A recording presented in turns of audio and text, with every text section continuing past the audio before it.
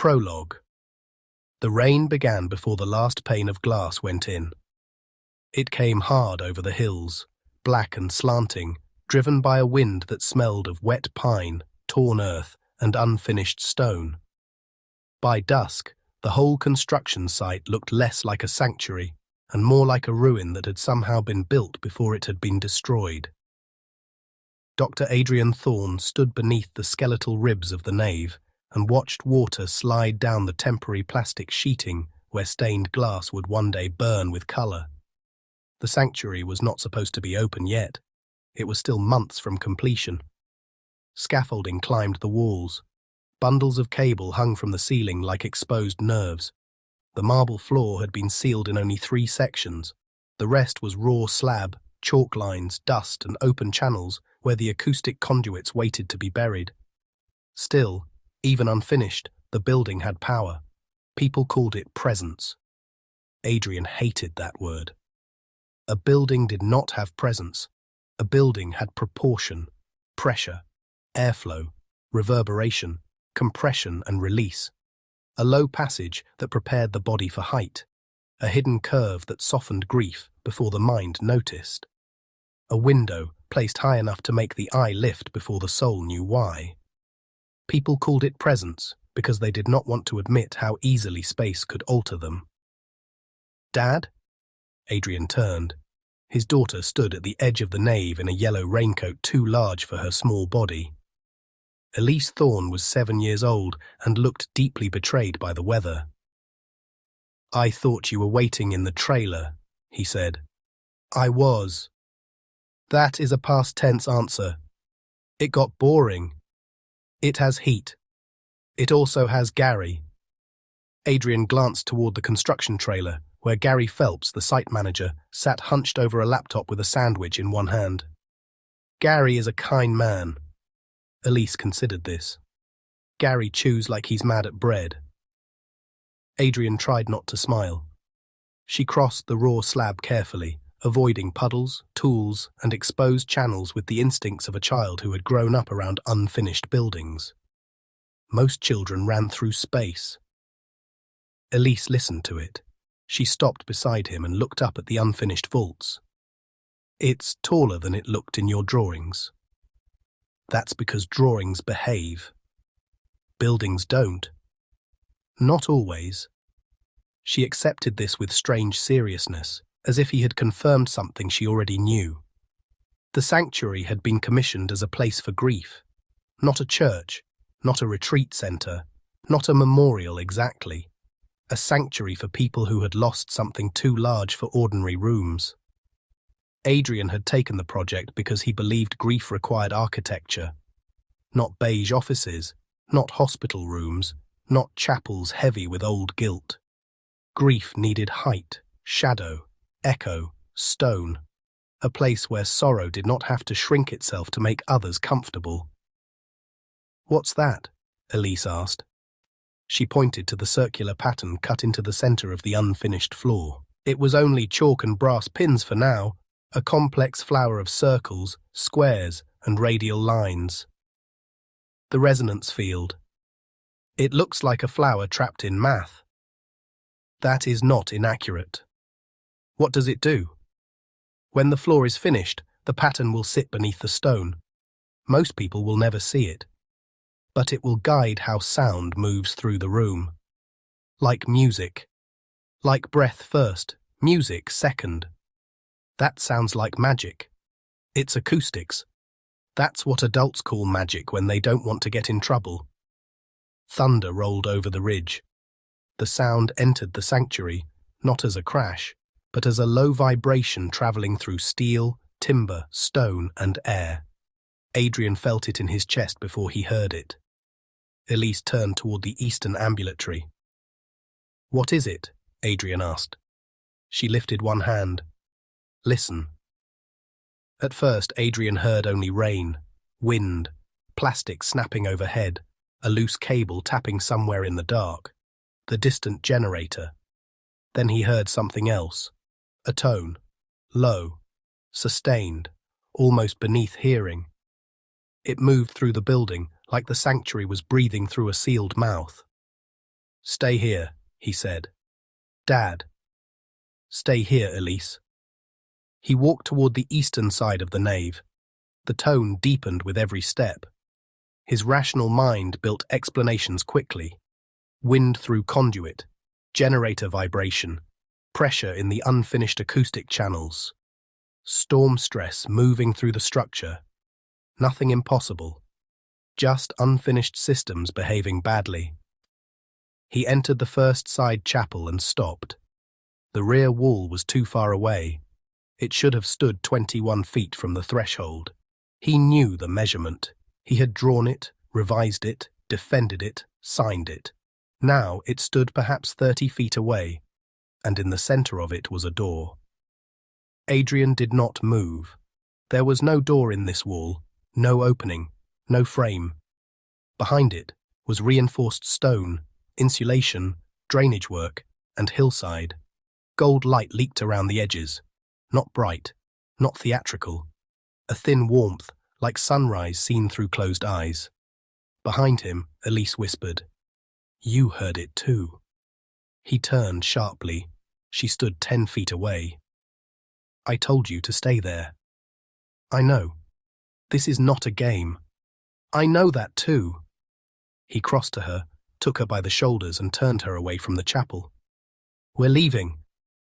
"But the room." "There is no room." "Yes, there is." "Elise." She looked past him at the door. "It knows you," she said. The lights flickered. For one hard second, darkness swallowed the sanctuary. When the generator coughed back to life, the nave behind them was gone. In its place stretched a corridor of stone ribs and shadow, longer than the building itself, lined with archways Adrian had never designed. He stopped breathing. His hand closed around Elise's wrist. Shock response, he thought. Bad air, chemical exposure, carbon monoxide from the generator, a hallucination. Then the floor shifted beneath them. Not much, a fraction, stone settling into a new decision. Elise gasped. Adrian lifted her into his arms and ran. The chapel stretched as he entered it. Walls pulled away. The ceiling rose. The gold doorway remained fixed at the far end, watching. His boots struck concrete, then stone, then something smooth and warm that had not been installed anywhere in the building.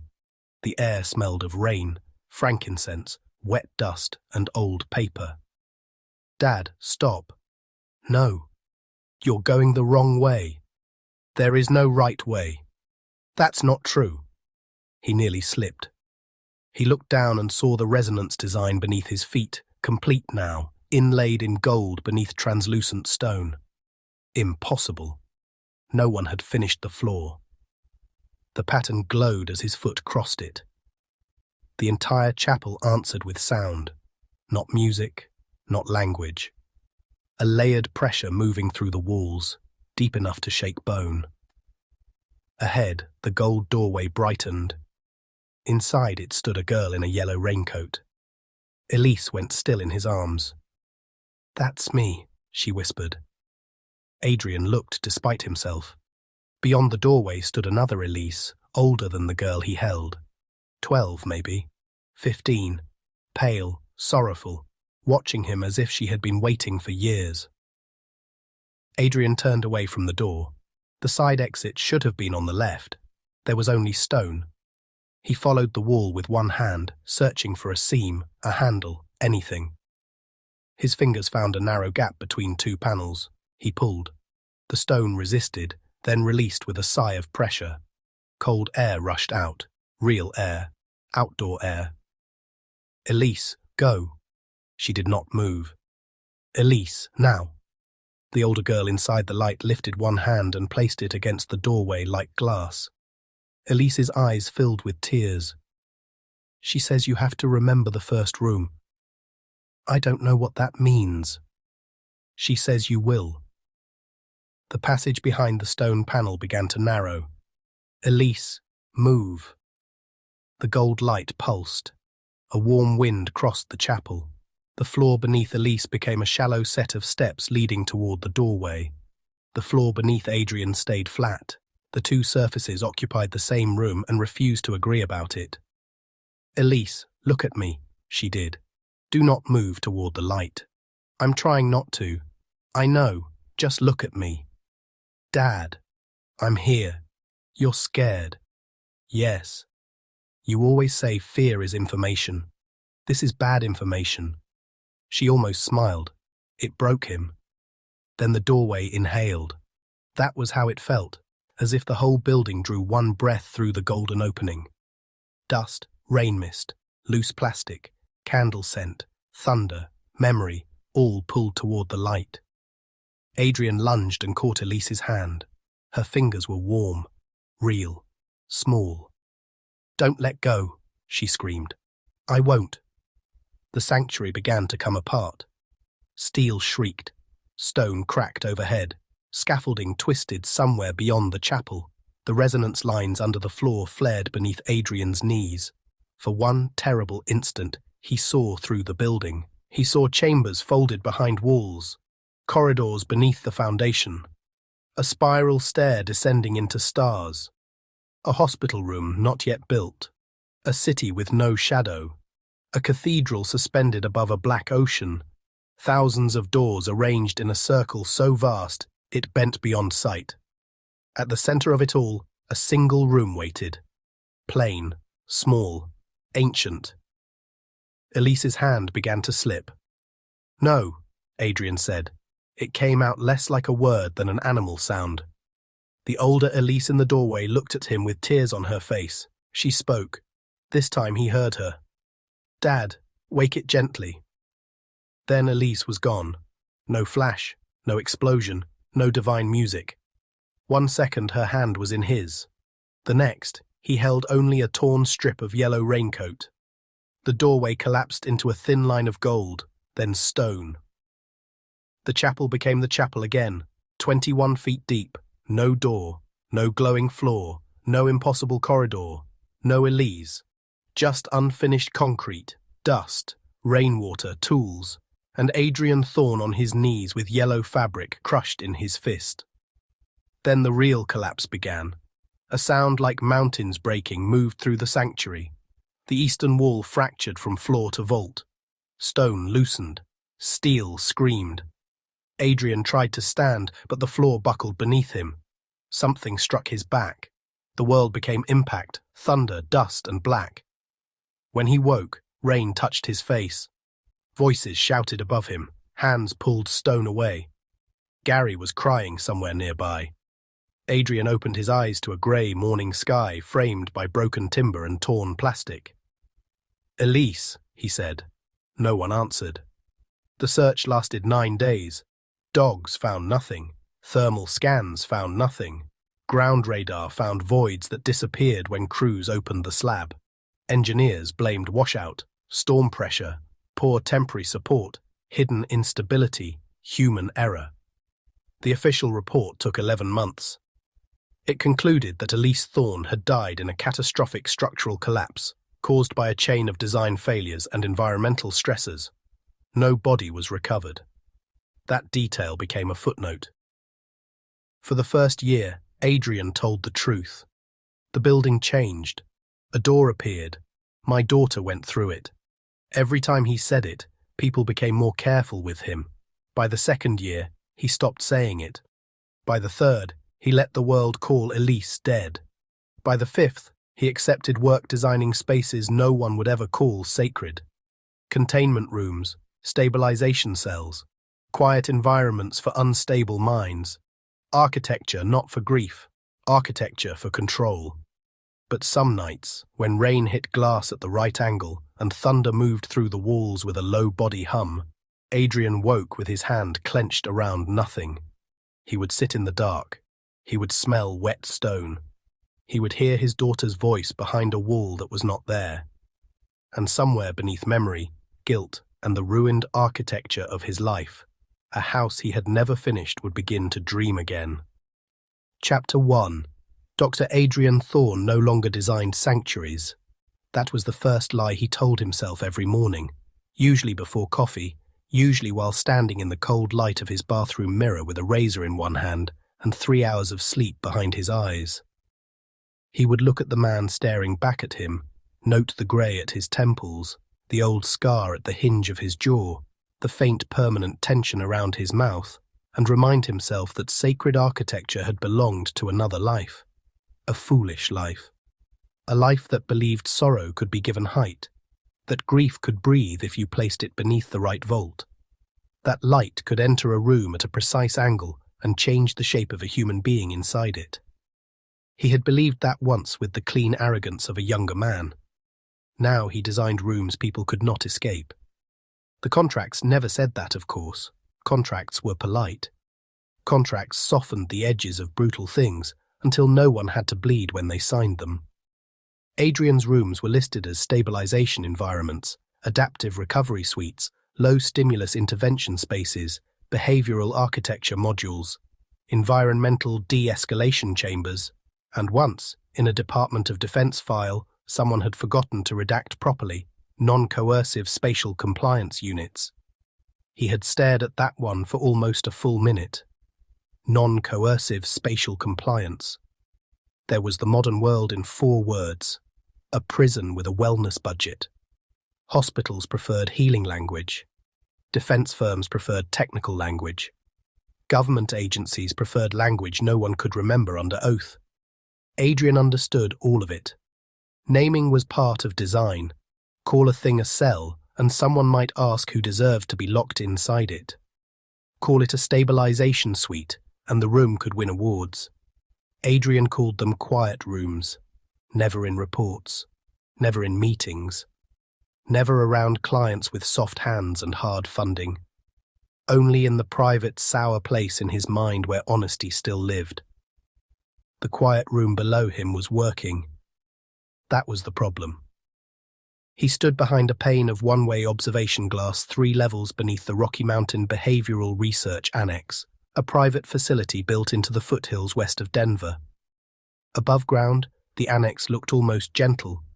Sandstone exterior, native grasses, broad windows with mountain views, a lobby with warm lighting, expensive chairs, and framed photographs of aspens that had probably cost more than his first car. Below ground, the building stopped pretending. Level 3 had no windows, no natural light, no artwork, no plants, no public corridors, and no visible clocks. Time moved differently down here because people had designed it too. The hallways curved just enough to prevent long sight lines. The ceilings were lower than comfort required, but higher than panic demanded. The walls were smooth, pale, and faintly warm to the touch. Every camera was hidden. Every door sat flush with the wall. Every seam had been sealed so cleanly that even dust seemed reluctant to gather there. Adrian had approved all of it. He had argued over the radius of corners, the temperature of lighting, the acoustic absorbency of panels, the psychological weight of thresholds, the exact distance between the observation glass and the center of the room. He knew how a frightened body read space. He knew what made a man feel watched, trapped, exposed, comforted, forgiven, punished, or small. People underestimated rooms because rooms did not speak. They were wrong about that. Rooms spoke constantly. They just used pressure, light, echo, distance, temperature, and proportion instead of words. The chamber on the other side of the glass was a pale oval, 12 meters long, 7 meters wide, and 4 meters high at the center of its shallow vault. It contained no corners, no loose furniture, no visible vents, no obvious speakers, and no surface hard enough to crack a skull against, unless a patient worked at it with real commitment. A single molded bench grew out of the far wall, so seamless it looked less installed than remembered. Daniel Keene sat on the floor in the center of the room. 42 years old, civil engineer, married, 2 children, no criminal history, no prior psychiatric hospitalization, no documented substance abuse, no extremist affiliation, no neurological markers that explained why 3 nights earlier he had removed his shoes in Denver International Airport, walked barefoot to a blank concrete wall near baggage claim, and stood there crying until security approached him. According to the report, Daniel told the first officer that the hallway was praying. The officer tried to move him along. Daniel broke his cheekbone. By the time airport police subdued him, he had injured 3 people and torn 2 fingernails from his own hand, clawing at the concrete wall. Later, in a temporary holding room, he used the snapped handle of a plastic spoon to carve a series of circles into his left forearm. The circles were precise enough that one of the intake nurses photographed them before the wound was cleaned. Adrian had seen the photograph. He wished he had not. Now Daniel sat cross-legged in Adrian's quiet room, hands resting on his knees, eyes open, breathing steady. The screaming had stopped 27 minutes ago. The sobbing stopped 12 minutes after that. His heart rate was down to 68. His blood pressure had stabilized. The tension in his shoulders had softened. His jaw no longer trembled. He looked peaceful. Adrian hated the look of him. Beside him, Dr. Warren Lusk folded his arms and watched Daniel through the glass with the expression of a man watching a machine perform exactly as advertised.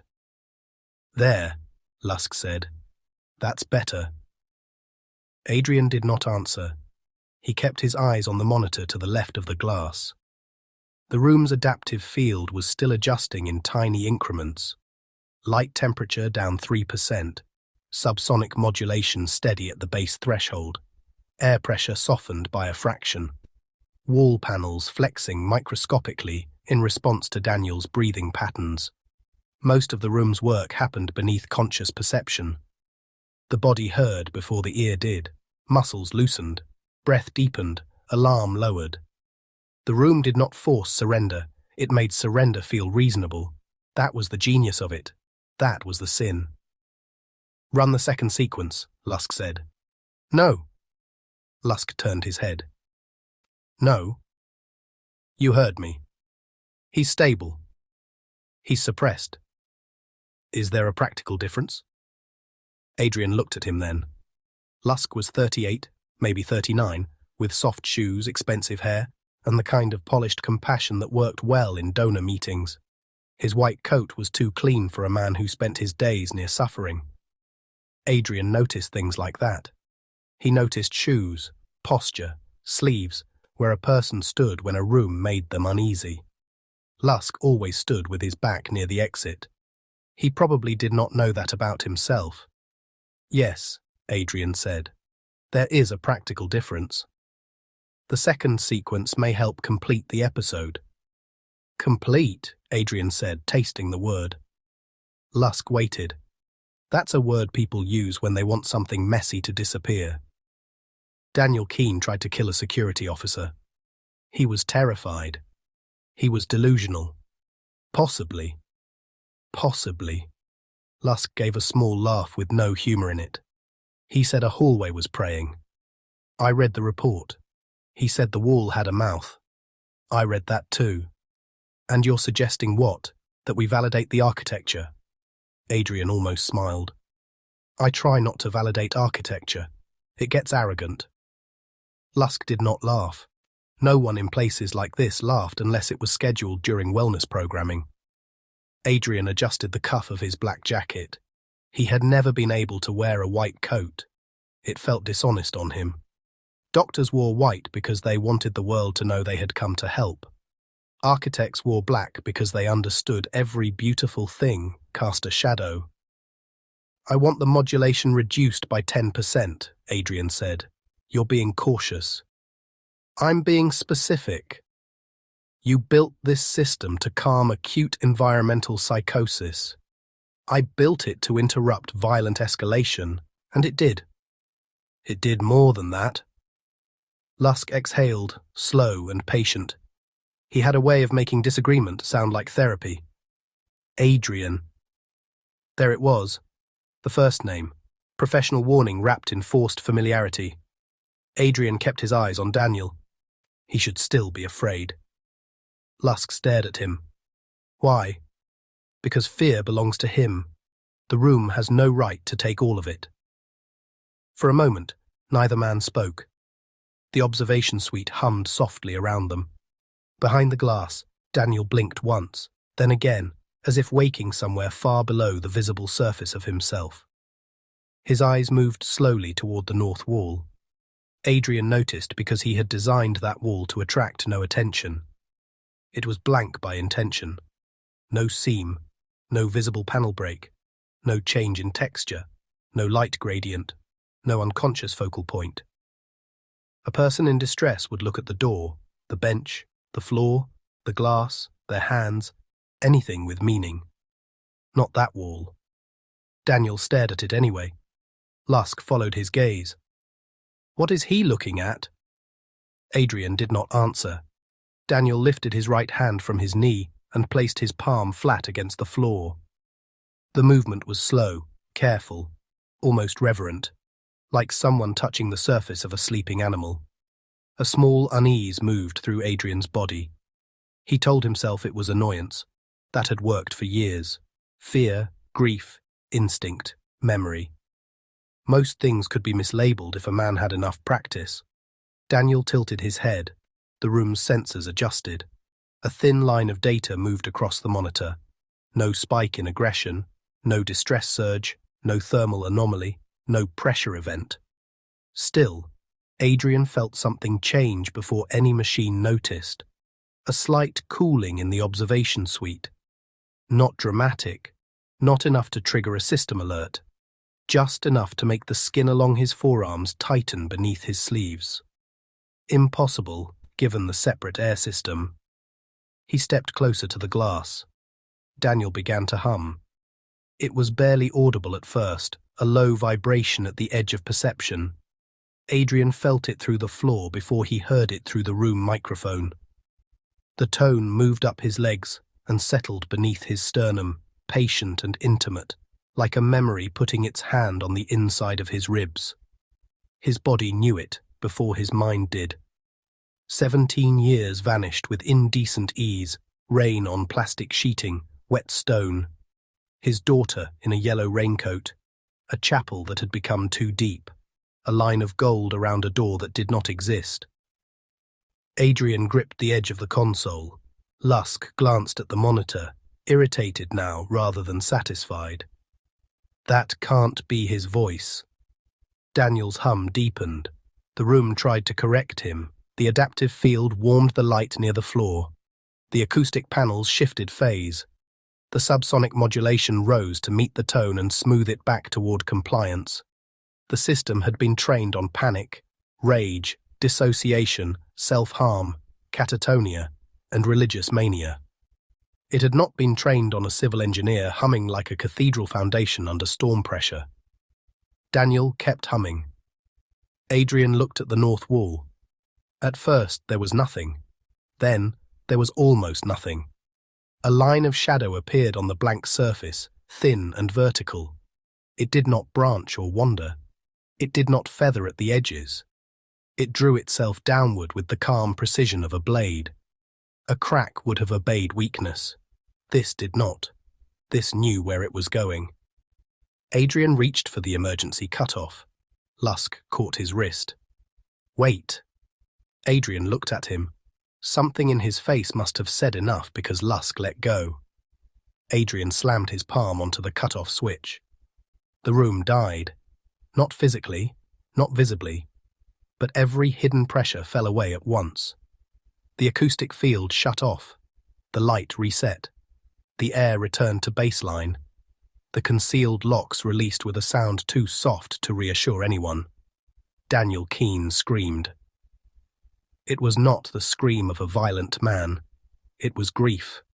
Raw, enormous human grief, so sudden and full that everyone behind the glass flinched. Daniel folded forward until his forehead struck the floor. His hands clawed at the smooth surface. His whole body shook as if something had been returned to him too quickly, and his soul did not know how to hold it. "My God," Lusk whispered. The line on the wall vanished. Just paint again. Just surface. Just a room behaving itself. Adrian stood very still with his hand on the dead cut-off switch. His breathing had become shallow. He forced it deeper and failed. Lusk turned toward the intercom. We need sedation. No. He's destabilizing. He's back. Back from what? Adrian had no answer he was willing to give. Daniel sobbed against the floor, not quietly, not with dignity, but with the ugly force of a man who had remembered something that hurt enough to prove he was alive. Adrian knew that sound. He had made it once into a pile of broken stone, while rescue crews shouted his daughter's name through rain and dust. The door to the observation suite opened behind them. A nurse stepped in, followed by one of the facility's security officers. The nurse looked from Lusk to Adrian, then through the glass at Daniel. Should we enter? She asked. No, Adrian and Lusk said at the same time. That was the first thing they had agreed on all day. Daniel's sobbing slowed. He lifted his head from the floor. His nose was bleeding where it had struck the surface. Tears cut clean tracks down his face. For a few seconds he seemed disoriented, as if the quiet room had deposited him back into himself at a bad angle. Then he turned toward the observation glass. He could not see them, not through the mirror finish, not with the lighting differential, not from that position on the floor. Adrian had tested the glass himself because men who designed rooms like this tested the lies personally. Daniel looked directly at him anyway. His lips moved. The microphone crackled. At first there was only static, then a faint breath, then his voice. It came through soft and dry. Dr. Thorne. The nurse whispered something under her breath. Lusk's face lost colour. Adrian did not move.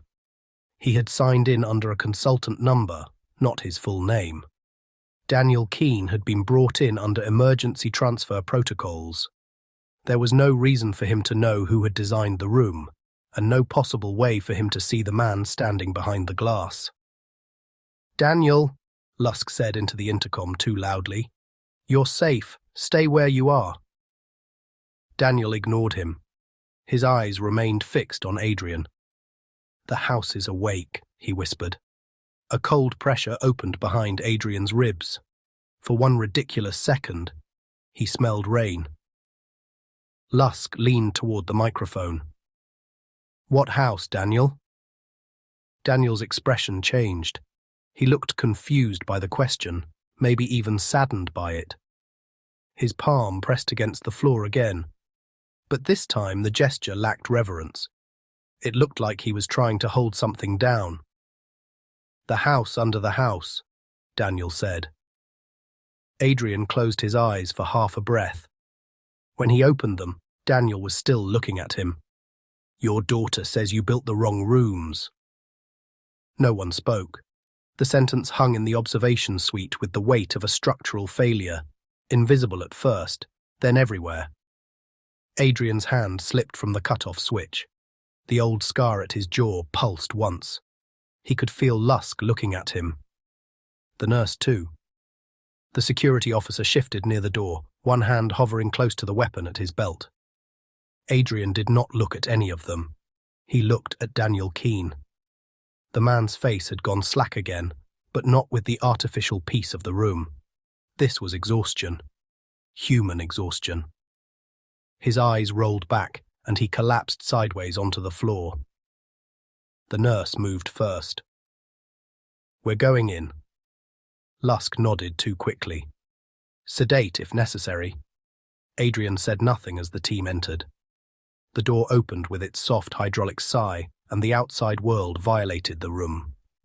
Footsteps, rubber soles, clipped orders, the small metallic music of medical equipment. Daniel did not resist. He did not speak again.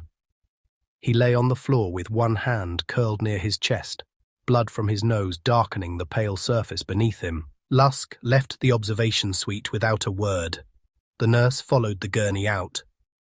The security officer lingered just long enough to glance at Adrian in a way that was half suspicion, half pity, then stepped into the hall. Adrian remained alone behind the glass. He should have left. He should have gone upstairs, requested the raw audio, locked down the logs, demanded Daniel's intake chain, found out who had fed him Adrian's name and information about Elise. There were rational steps to take, evidence to preserve, systems to interrogate, people to blame. Instead, he stared at the north wall, blank, pale, unbroken. He knew what he had seen. That was the worst part. If he had been uncertain, he could have survived it more easily. Age had given him many gifts he did not want, and one of them was the ability to recognize his own lies at the moment of construction. He had seen the line. A vertical line. Door straight. Adrian stepped into the quiet room after everyone else had gone. The chamber felt different with the adaptive field dead, smaller, less persuasive, just a room now, and therefore more honest. He crossed slowly to the north wall. His shoes made almost no sound on the seamless floor. He stopped where the shadow had appeared. There was no mark, no crack, no seam, no temperature change. He ran his fingertips over the surface, expecting nothing and finding exactly that.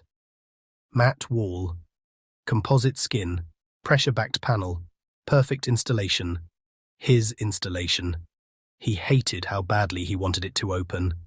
That was the thought that shamed him most, not fear, not disbelief, not the sudden return of the impossible.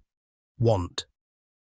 For 17 years, he had trained himself to live in a world where his daughter was dead, because the alternative was madness with better lighting.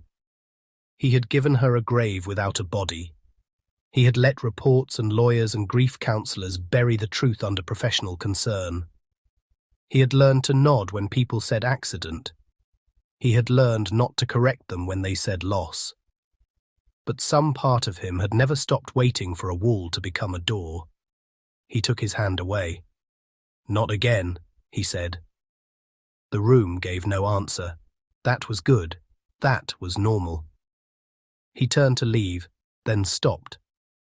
On the floor where Daniel's hand had rested, a faint mark had appeared. Not blood, not dust, not a scratch. A circle, barely visible unless the light caught it from the side. Adrian crouched. There were 7 circles, nested with impossible care. His pulse slowed in the way it did when terror became too precise for panic. He knew the pattern, not from Daniel's file, not from the airport photograph, not from any recent project. He knew it from chalk lines on an unfinished sanctuary floor, from brass pins and stormlight, from Elise looking down at the design and saying it looked like a flower trapped in math. Adrian touched the outer ring. The room's lights flickered once. He stood immediately. Nothing else happened. No tone, no door, no gold light. Only the low mechanical hum of level 3 and the distant sound of someone moving a gurney down the corridor. Adrian left the quiet room and sealed it behind him. In the observation suite, his phone sat on the console beside the dead room controls. He picked it up and saw 3 missed calls from a number he did not recognize. No voicemail. Then the phone rang again. Adrian watched the screen until the 4th vibration. He answered without speaking. For a moment there was only faint static. Then a man's voice entered the line. Calm, elegant, almost warm. Dr. Thorne. Adrian knew the voice. The whole world knew it now. Celian Graves, founder of the Harmonic Order, architect of calm cities, trauma-responsive hospitals, violence reduction schools, and civic spaces designed to soothe the modern nervous system into something he called collective peace. A man who appeared on magazine covers beside words like visionary, healer, and necessary. Adrian had always mistrusted anyone called necessary. "How did you get this number?" Adrian asked. "I'm afraid we have a more urgent question." People who begin that way usually want something. "Yes," Celian said. "I do." Adrian looked through the glass at the empty room. The north wall remained blank. "What?" "A structure has been found beneath the old Marrow Street Civic complex. Call an engineer." "We did. 3 inspectors entered the lower level yesterday." Adrian closed his eyes. Celian's voice stayed gentle. "Only 1 came back." Adrian should have ended the call. He knew that. His finger even moved toward the screen. Then Celian said, "Before he stopped speaking, he asked for you by name." The facility seemed to settle around Adrian. Air through vents, power through walls, concrete under stone under earth. So much human confidence, all of it pretending depth meant safety. Adrian opened his eyes. What exactly did he say? A pause. Not hesitation, selection. He said the architect of quiet rooms would know how to enter the house. Adrian looked down at the faint dust on his fingertips, dust from the wall where no seam remained. "Where is the site?" he asked. Celian Graves gave him the address. And somewhere 3 levels beneath the foothills, inside a sealed chamber Adrian had designed to make suffering silent, the blank north wall made a sound too soft for the microphones to catch. It sounded almost like breathing. Chapter 2. Adrian did not go to Marrow Street, not immediately. That was the first act of defiance available to him, so he took it. Small, petty, and useless, but still his. Celian Graves had given him the address in the same tone a priest might use to offer absolution, and Adrian had ended the call without promising anything. Then he stood alone in the observation suite for nearly 5 minutes, listening to the quiet room breathe through walls that were not supposed to breathe. After that, he did what old fear had trained him to do. He looked for the lie, the rational explanation, the human hand behind the curtain, the unauthorized access, the planted phrase, the leaked file, the clever cruelty of someone who knew enough about Elise to weaponize a dead child against her father. He pulled the room logs first, then patient intake, then personnel access, then Daniel Keene's transfer chain.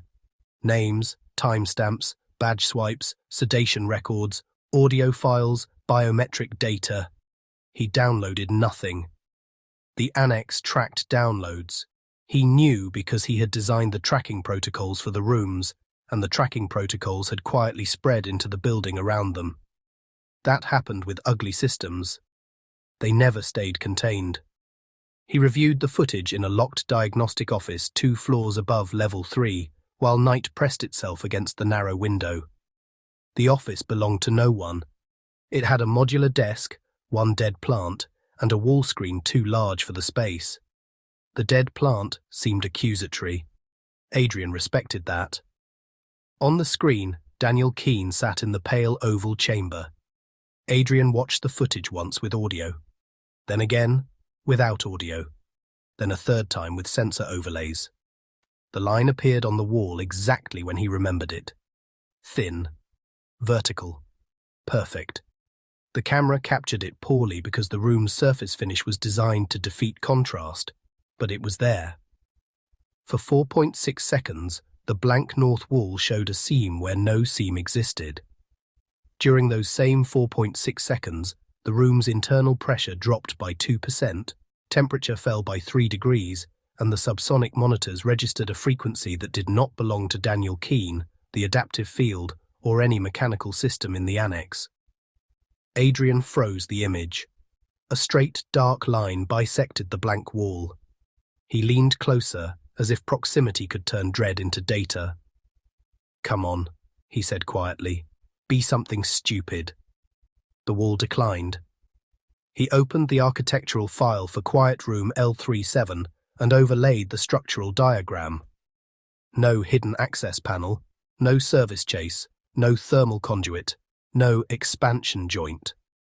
The wall assembly was continuous composite over a vibration-damped skeletal frame, backed by reinforced concrete and an equipment corridor that sat 4 feet behind it. He knew that corridor. He had walked it 6 months earlier with a contractor named Deke who smelled like wintergreen tobacco and complained for 20 minutes about impossible tolerances. There was no door. He rewound the footage to Daniel's final sentence. "Your daughter says you built the wrong rooms." The audio waveform spiked strangely on the word daughter, not louder, just denser. The software flagged it as layered input. Adrian isolated the track and ran a filter. The first layer was Daniel's voice. Hoarse, exhausted, human. The second was not a voice at all. It was a tone. Low, patient, almost kind. Adrian took off the headphones and set them on the desk as if they had bitten him. A soft knock came at the door. He closed the file too fast, which told him he had something to hide. He disliked learning things about himself under fluorescent light. "Come in." Dr. Warren Lusk opened the door and stood in the hall without entering. He had removed his white coat. Without it, he looked younger and less certain. The polished compassion had cracked around the edges. "Daniel is sedated," Lusk said. "I told you not to sedate him." "You're not his physician." "No, I'm only the man who designed the room that almost opened on him." Lusk flinched. It was slight, but Adrian saw it. "So you saw it too," Adrian said. Lusk stepped inside and closed the door. "I saw an artifact. On the wall. On the footage. The footage is of the wall. I know what I said." Adrian leaned back in the chair. "That's impressive. Most people need a committee before lying that badly." "I'm not lying. I'm being careful. That's what careful people call lying when they still want to sleep." Lusk rubbed both hands over his face. For the first time since Adrian had known him, he looked less like an administrator and more like a doctor who had once believed the work mattered. "Daniel is not the first," Lusk said. Adrian did not move. "There have been others," Lusk continued. "Not here, not in this facility, at least not until tonight, but the network flagged similar language in transfers from other harmonic sites. Patients hearing buildings speak, patients reporting walls with mouths, prayer in corridors, doors where no doors exist." "Harmonic sites?" Lusk hesitated. Adrian stood. "Warren." The use of his first name worked. It annoyed both of them. Lusk looked toward the blank wall screen, then back at Adrian. "The Annex has been sharing research infrastructure with the Harmonic Order for 8 months. Adrian stared at him. "No," he said. "It was approved above me. Everything shameful is." The partnership was limited to architectural response models for acute trauma spaces. Adrian laughed once. It came out dry and wrong. "You gave my room data to Celian Graves. Not your proprietary designs. Behavioral data only." "There is no behavioral data only. Not in a room like that. The behavior is produced by the space. You know that." "I know." "You let him train on it." Lusk looked down. There it was. The oldest confession in the world. Not words. Downcast eyes in a room built by other people. Adrian walked to the window. The glass showed his reflection over the dark foothills outside. He looked tired enough to be mistaken for someone wiser. "Who authorized it?" he asked. "I don't know." "You're the clinical director. And you're the architect. Did they ask your permission?" Adrian said nothing. Lusk's voice softened. "You should leave this alone." Adrian turned. That sounded almost sincere. It was. How frightening for both of us. "I mean it. Graves is not just some philanthropist with a design fetish. The Order has federal partnerships, private security, hospital systems, urban contracts, defense relationships, religious charities, schools. They're everywhere because they offer what everyone wants. Peace. Yes, peace is a good product. Low overhead if you remove the soul first." Lusk looked at him sharply. "Do you hear yourself?" "Every day. It's a burden. You're making this mystical because of what happened to your daughter." The room changed then. Not physically. Nothing moved. Nothing flickered. But the available air seemed to shrink by a measurable amount. Lusk realized too late that he had stepped on sacred ground with muddy shoes. Adrian's voice stayed quiet. That was how he knew it was dangerous. "Do not talk about my daughter because you lack the courage to talk about your employer." Lusk swallowed. "I'm sorry." "No, you're not. You're frightened. Apologies are what frightened men use for insulation. The younger man had the decency to absorb that without protest. Adrian gathered the printed room schematic from the desk. He folded it once, then again, too carefully. Daniel said the house is awake, he said. Lusk's eyes lifted. Has anyone else used that phrase? I don't know. Find out. I can't just access network records without authorization. You already gave them my room. That was not my decision. Then make one. Lusk looked toward the door, as though the building itself might be listening. Adrian almost told him it was too late to worry about that. Buildings were always listening. Most were just bad at understanding. I'll see what I can find, Lusk said. Fast. Adrian. He stopped at the door. If this is connected to Elise, really connected, you may not like what you find. Adrian looked at him for a long moment. I haven't liked anything in 17 years. He left before Lusk could decide whether that was a joke. By the time Adrian reached the parking structure, the annex had wrapped itself in official silence. The kind that came after an incident no one wanted named. Staff moved with careful faces. Security doubled near the elevators. A maintenance crew waited outside level 3 with sealed toolkits and instructions not to speak to anyone. He saw a woman from administration standing near the lobby fountain, crying quietly into her phone while telling someone she was fine. Fine was the word people used when the truth had no socially acceptable container. Outside, Denver's late autumn cold met him like a reprimand. The sky had cleared after an evening storm, leaving the pavement wet and black beneath the lights. The mountains were invisible now, not gone, just withholding themselves. Adrian stood beside his car and realized he had no memory of walking there. His phone rang again. Same unknown number. He considered throwing it into the nearest drainage grate. Instead, he answered. You people are persistent, he said. Celian Graves did not bother pretending surprise. You reviewed the footage. I reviewed my room. And? And someone has been feeding my designs into your system without my permission. A pause. Brief. Elegant. That is one interpretation. Here's another. You stole from me. The world is full of people claiming ownership over things they were only allowed to discover. Adrian looked across the parking structure at the empty rows of cars. Sodium lights hummed overhead. Somewhere below, a truck reversed with 3 bored beeps. Is that supposed to sound profound? No. Accurate. You're off to a bad start. I understand why you would see it that way. No, you don't. People like you understand other people's pain only as a design problem. Celian was silent long enough to make the silence feel chosen.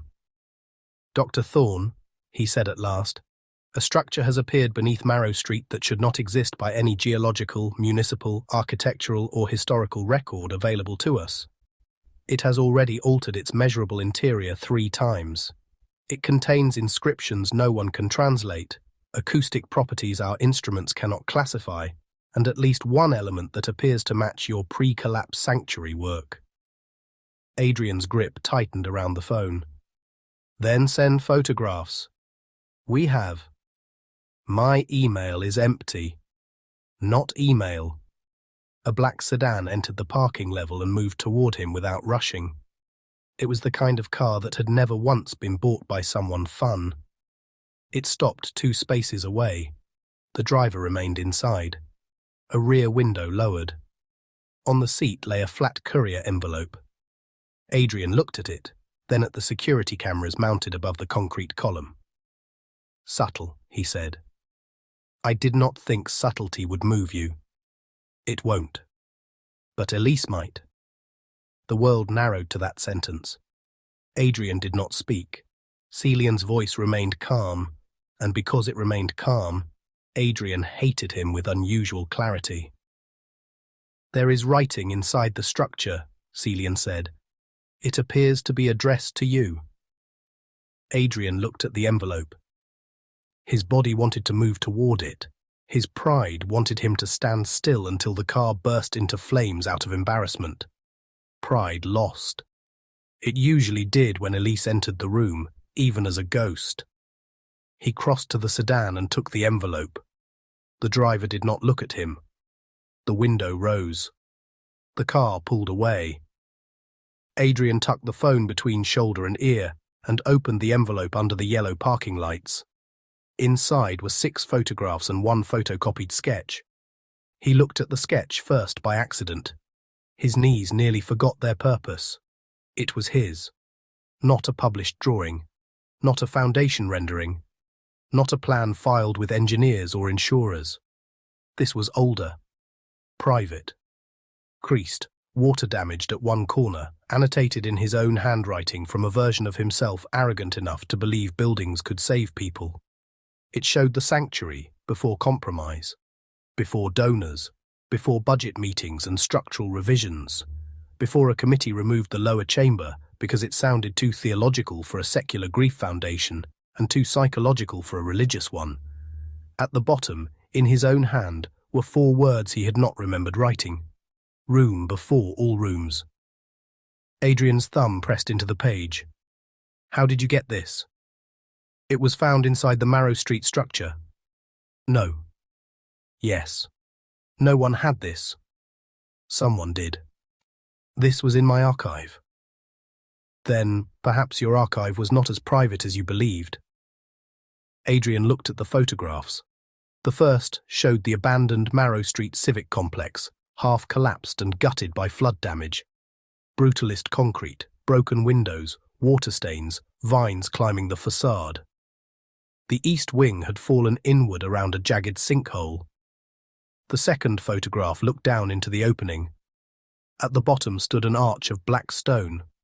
Not concrete, not brick, not any municipal material. Black stone threaded faintly with gold. The third photograph showed a corridor beyond the arch. Tall, ribbed, too elegant to belong beneath an old civic building. The perspective made Adrian's eyes uneasy. The corridor seemed to narrow and widen in a rhythm his body understood before his mind approved. Compression, release, surrender. He turned to the 4th photograph, a wall of black stone marked by a pale sentence written in chalk or ash. Hello, Dad. Adrian stopped breathing. The parking structure disappeared. The cold air disappeared. Celian's voice became distant static against his ear. The handwriting was not Elise's exactly. It was too steady, too old, too shaped by years her life had never been allowed to hold. But it held an echo of her. A small bend in the D, a slight impatience in the crossbar, a tilt he remembered from birthday cards and school worksheets, and a note she had once taped to his office door that read, "Do not come in unless you are bringing pancakes." Hello, Dad. His hand began to shake, so he lowered the photograph. Dr. Thorne, Celian said. Adrian ended the call. He stood beside his car for a long time, holding the photograph in both hands. A sane man would have gone home. A wiser man would have called an attorney, a journalist, a federal investigator, or some other institution designed to arrive after the damage had learned patience. Adrian knew institutions. They did not prevent the abyss from opening. They formed committees around the edge. He got into his car. The interior smelled faintly of leather, dust, and old coffee. He placed the photographs on the passenger seat as if they were injured. Then he sat with both hands on the steering wheel and did not start the engine. He could still choose not to go. That was the cruel part. Choice always remained, even when every available option had teeth. His phone vibrated again. This time it was not Celian. The caller ID read, Lusk. Adrian answered. What? I found something, Lusk said. His voice sounded different. No polish now, no clinical distance. He was frightened enough to be useful. What? I searched for the exact phrase. The house is awake. And? There are records, not many, buried in incident notes, patient transcripts, emergency transfers. Most are from facilities that adopted harmonic environmental design systems in the last 6 months. How many? 17 exact matches. Adrian closed his eyes. Anything else? Yes, there were partial matches around doors, praying hallways, rooms under rooms, but one phrase appears in 3 separate cases. Adrian waited. Lusk inhaled shakily. They all said the house was asking for the architect. The parking lights buzzed overhead. Adrian opened his eyes and looked at the photograph on the passenger seat. Hello, Dad. Send me everything, he said. I can't. The system locked me out right after the search. Of course it did. There's more. Adrian leaned back. For once, Warren, consider stopping before the sentence gets worse. I printed one file before the lockout. What file? The first exact match, 6 months ago. Patient at a harmonic hospital in Salt Lake City. Female, 31, post-operative recovery. No psychiatric history. She woke from anesthesia and kept repeating that the walls were listening for Adrian Thorne.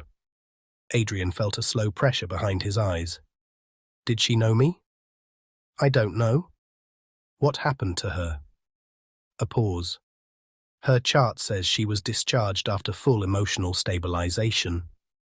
Adrian looked out through the windshield at the wet concrete wall ahead of him. Meaning? I don't know yet. You know enough to hate the answer. Lusk said nothing.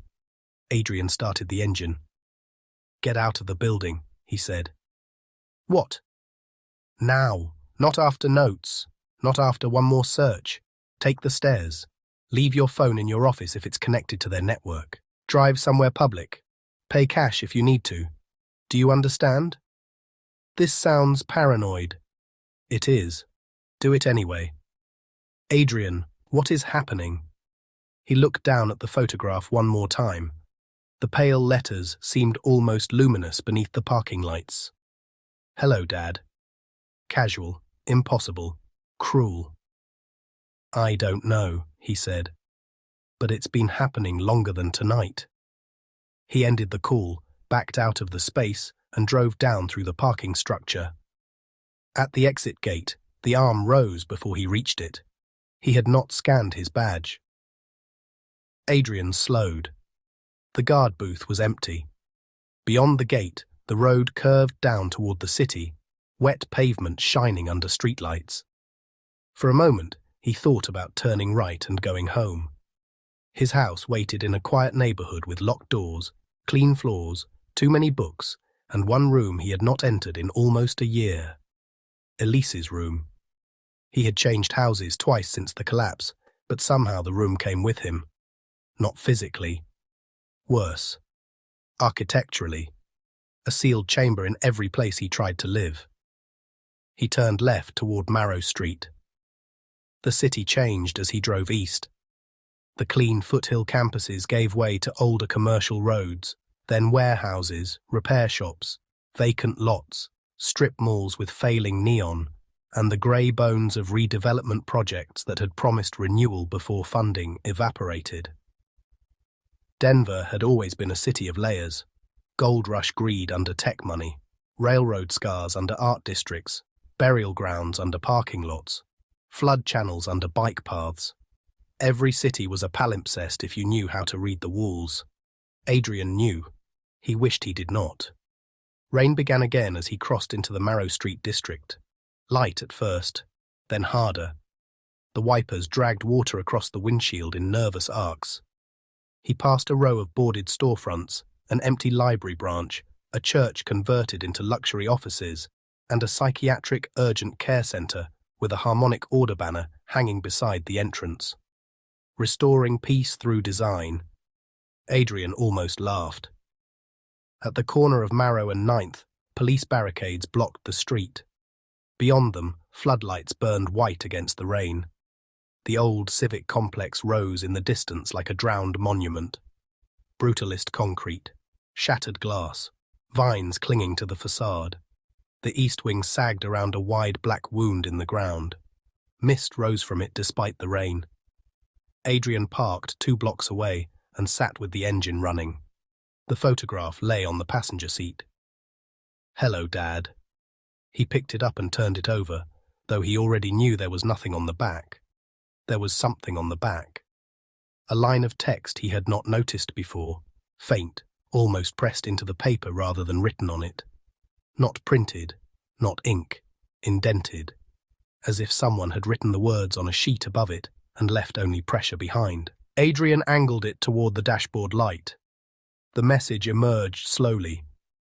"Do not enter with men who want silence."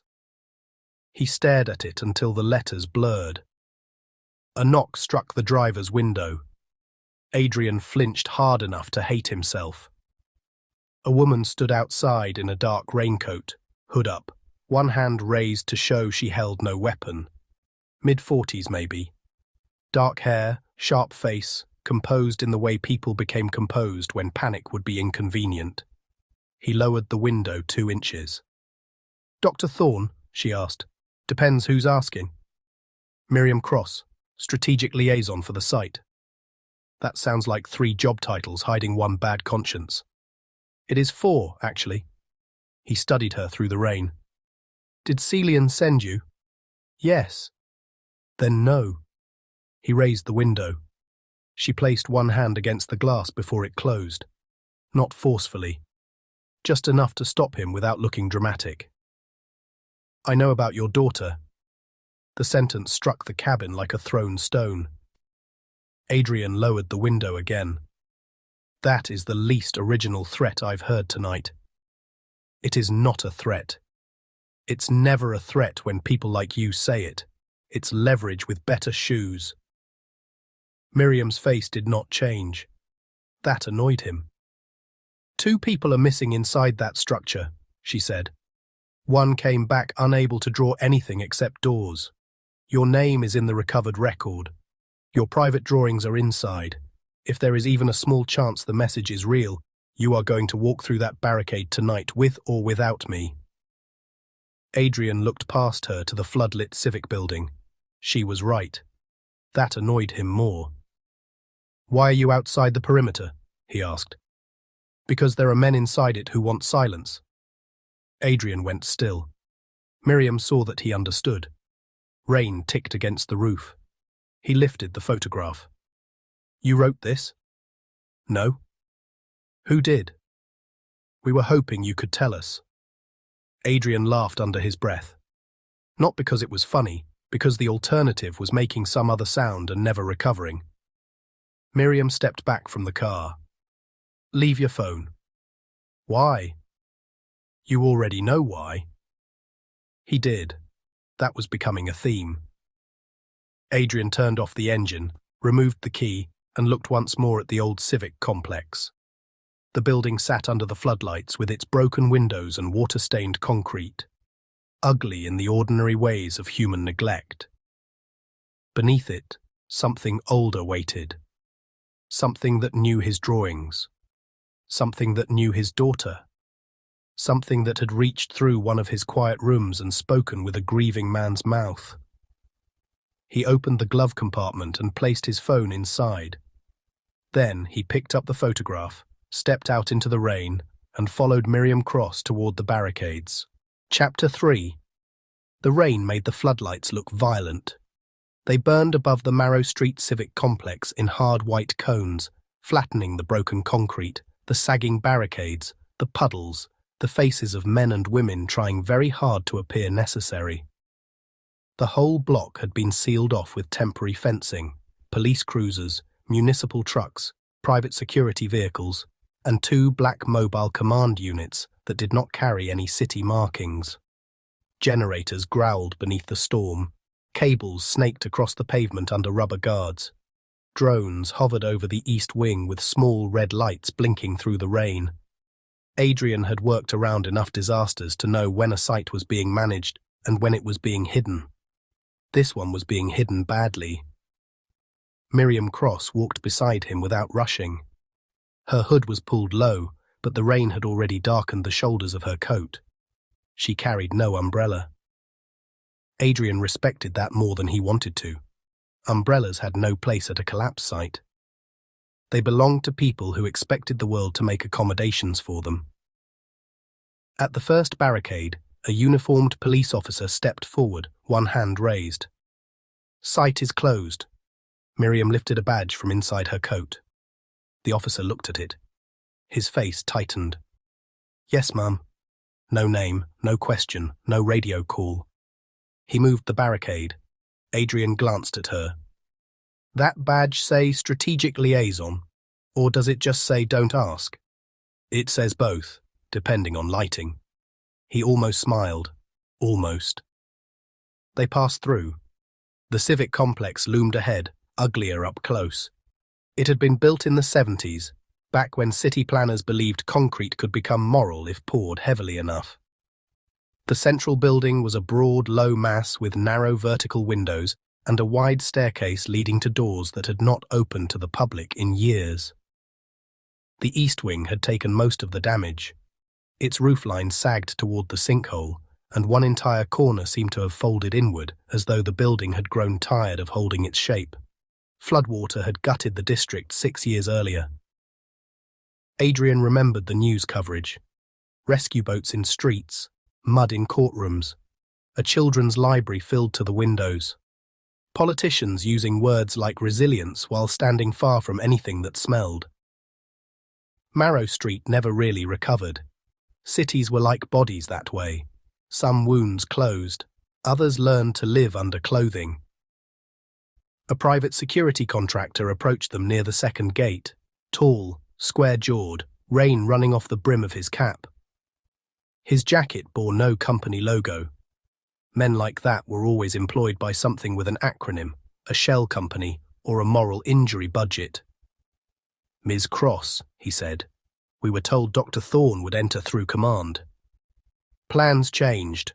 His eyes moved to Adrian. "He needs to check in." "He is checked in." "Ma'am, protocol requires full device surrender, biometric tag, site orientation and escort assignment."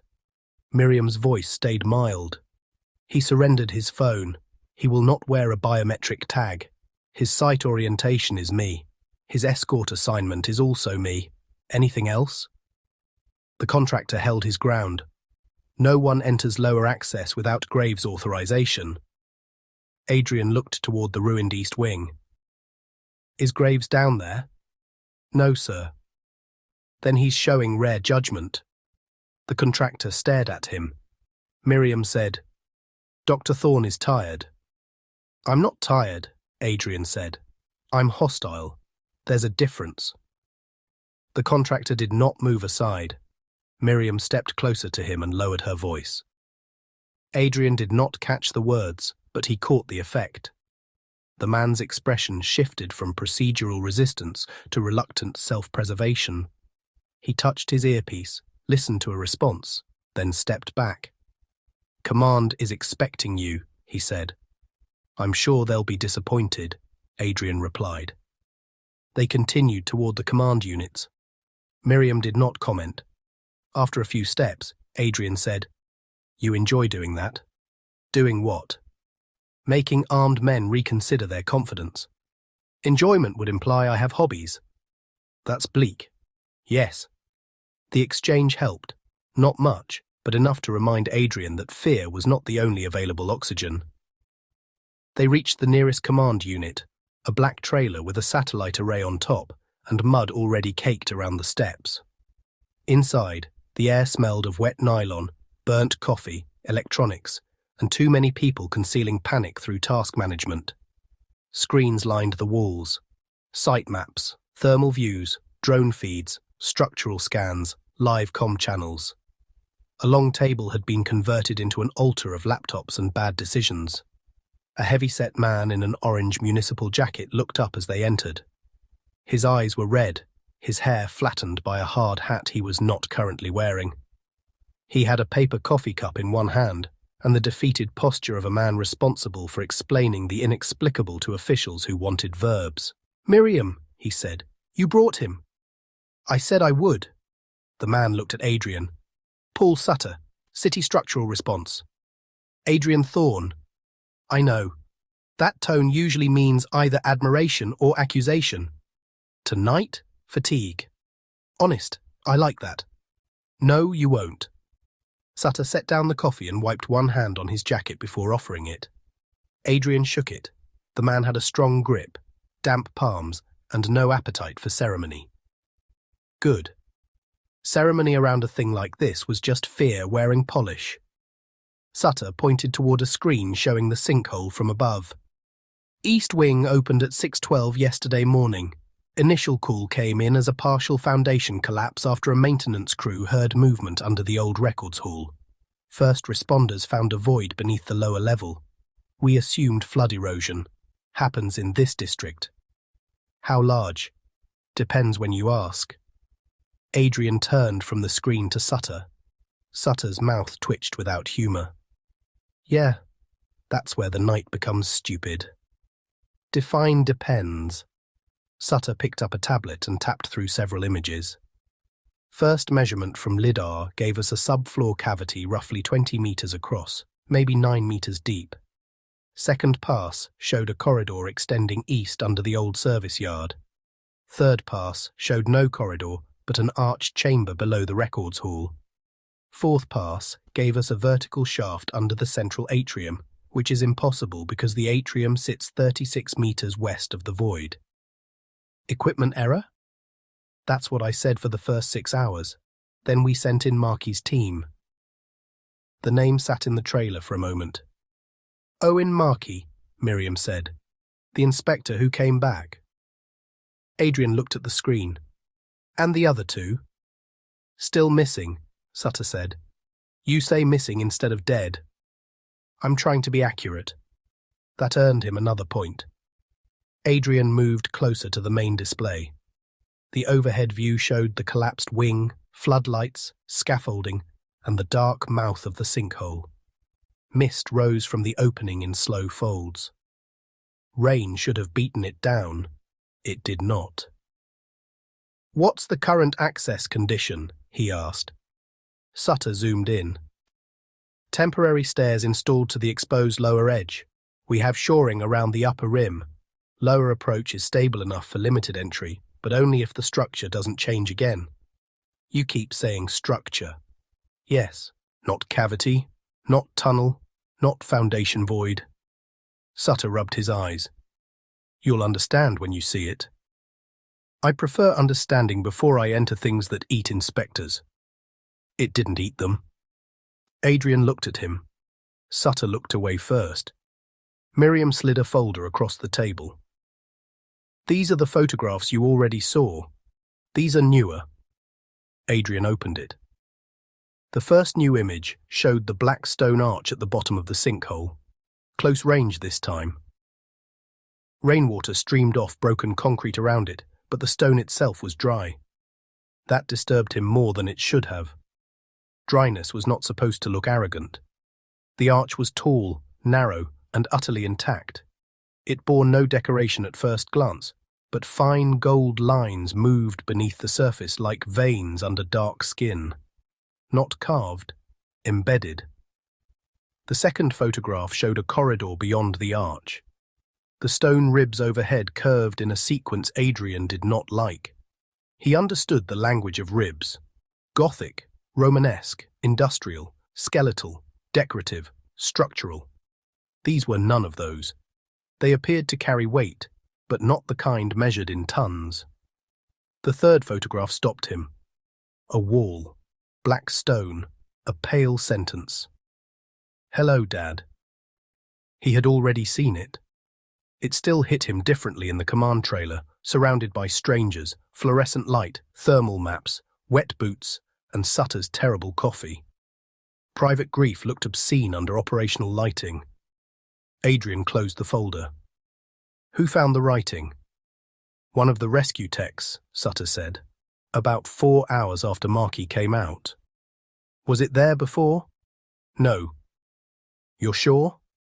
Sutter leaned across the table and pulled up a time-stamped image. Same wall, no writing. Another image 3 minutes later.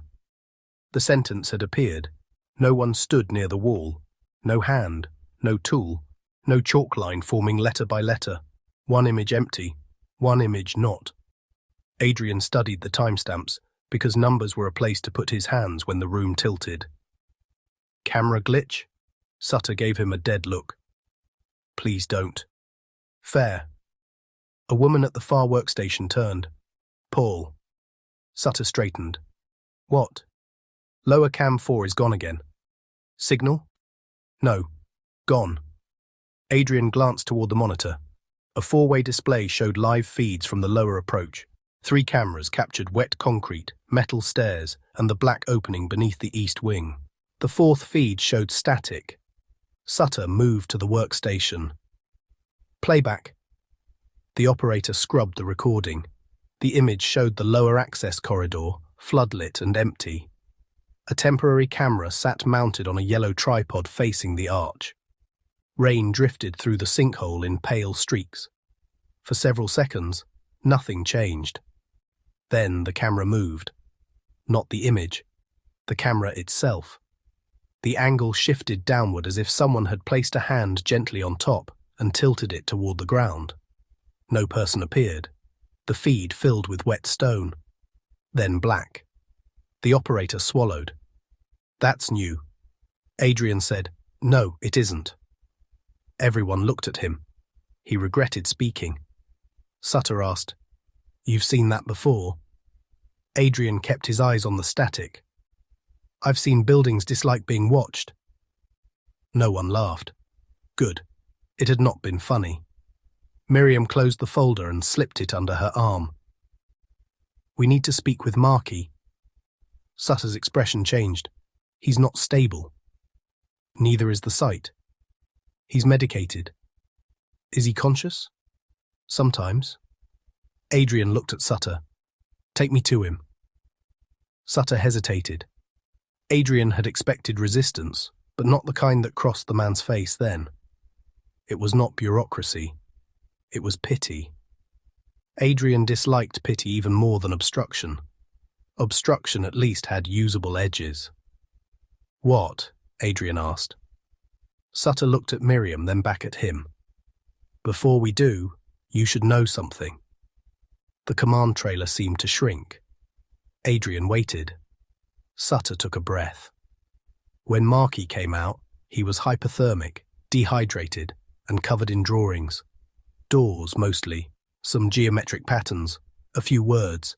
He couldn't answer basic questions, but he kept repeating your name. I know that part. He also had something in his hand.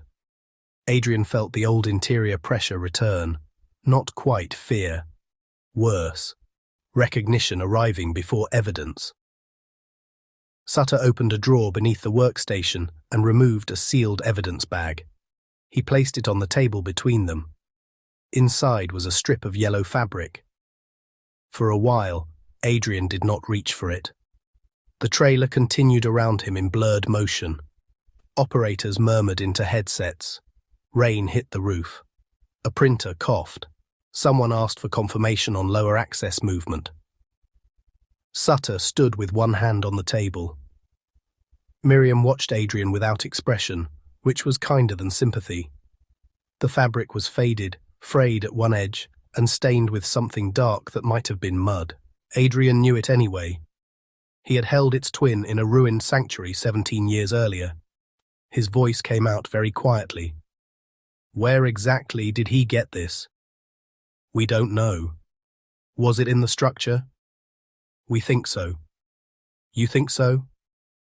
Marky came out holding it. We have no footage of where he found it. The suit cam failed 12 minutes before his extraction. Adrian stared at the evidence bag. The world had a cruel sense of proportion. 17 years of silence, then 2 impossible messages in one night. Hello, Dad, a torn yellow cuff. His grief had been patient. Now it had become theatrical. He hated it for that. Miriam spoke softly. Is it Elise's? Adrian looked at her. I'm sorry, she said. I have to ask. No, he said. Sutter exhaled, perhaps relieved. Adrian continued. Not exactly. Miriam understood before Sutter did. Her eyes dropped to the bag. There were 2 pieces, Adrian said. One in my hand after the collapse. This looks like the other side of the tear. Sutter's face went slack. That's not possible. Adrian almost smiled. I keep hearing that tonight.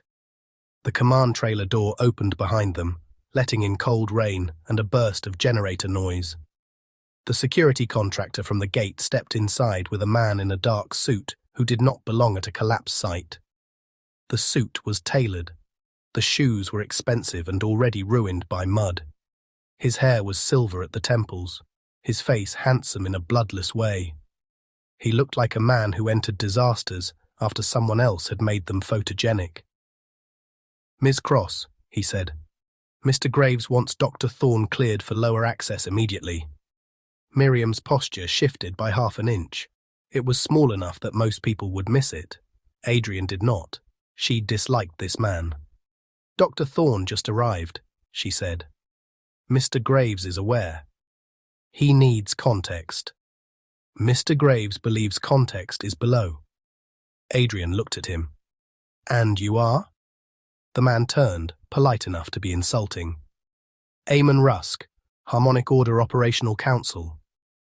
That sounds like a warning label. It often functions as one. Charming. Efficient. Worse. Rusk's eyes flicked to the evidence bag. His expression did not change, but his attention sharpened. That should be returned to secured storage. Sutter reached for it. Adrian put one hand on the table. No drama, no raised voice, just hand on table. Sutter stopped. Rusk looked at him. "Dr. Thorne, I understand this is personal." That sentence has never improved a conversation. I mean only that emotional proximity may compromise your judgment. Adrian nodded once. "Good." Rusk blinked. "Good? If my judgment gets compromised enough, I may become honest." Miriam made a small sound that could have been a cough. Rusk ignored it. "No one is asking you to make personal decisions tonight. You are here as a consultant." "No. I am here because someone found a message to me under a collapsed building, and because your employer knows more about my daughter than he should. Consultant is the lie that makes everyone's paperwork easier." Rusk's mildness cooled. "You were contacted because you have unique experience with architectural anomalies." "My daughter disappeared inside one." Silence. There it was, said plainly. Not accident, not collapse, not loss, disappeared inside one. The words took up space in the trailer. Some people looked away. One operator pretended to adjust a headset. Sutter stared at the table. Rusk recovered first. Men like that always did. "Then I suggest we proceed before the anomaly changes further." Adrian picked up the evidence bag. Rusk said, "That stays here." Adrian looked at Miriam. "Does it?" Miriam took the bag from Adrian, opened her coat, and placed it in an inner pocket. Rusk's jaw tightened. "That is not protocol." "No," Miriam said. "It is judgment." For the first time, Adrian wondered exactly whom Miriam Cross worked for. Sutter interrupted before Rusk could answer. "If we're going below, we need respirators, hard hats, comms, and body cams. Minimum team of 6. "No body cams," Adrian said. Sutter looked exhausted by him. "You don't get to just say things. The structure tilts cameras when it notices them. We still need documentation." "You'll get documentation, or you'll get people back, possibly not both." Rusk said, "Mr. Graves requires visual confirmation. Then send Mr. Graves down with a selfie stick." This time, Miriam definitely smiled. It vanished almost immediately, but not before Rusk saw it. Sutter rubbed his forehead. "No cameras is a problem." "Then one camera," Adrian said. "Handheld, not mounted. If it starts to move on its own, turn it off." "That is not how site documentation works. That is how tonight works." Another operator turned from her station. "Paul, lower temp just dropped." "How much?" 6 degrees at the arch. Sutter looked at the overhead display. "Rain?" "No. Ambient at surface unchanged." The lights in the trailer flickered once. Everyone froze. Adrian felt it then. Not the cold, not the fear, the tone.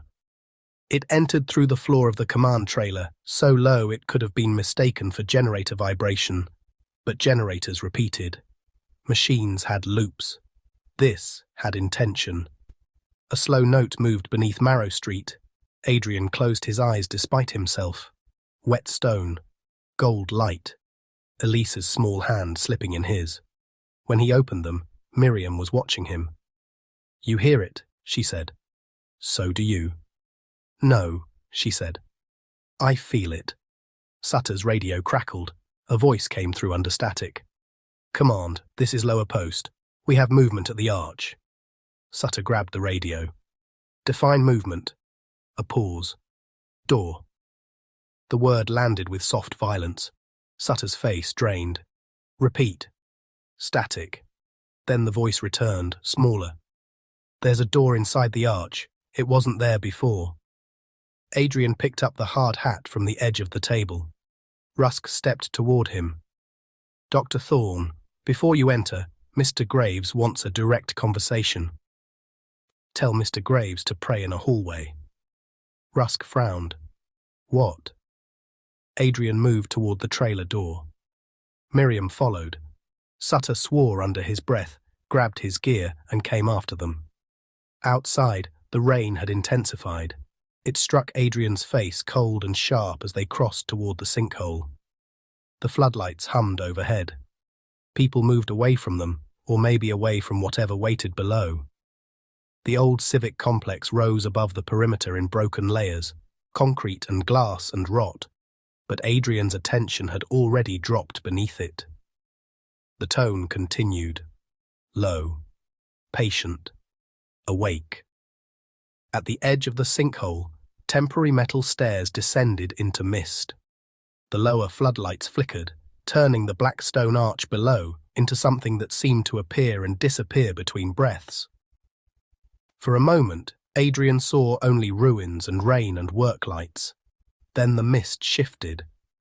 The arch was visible at the bottom.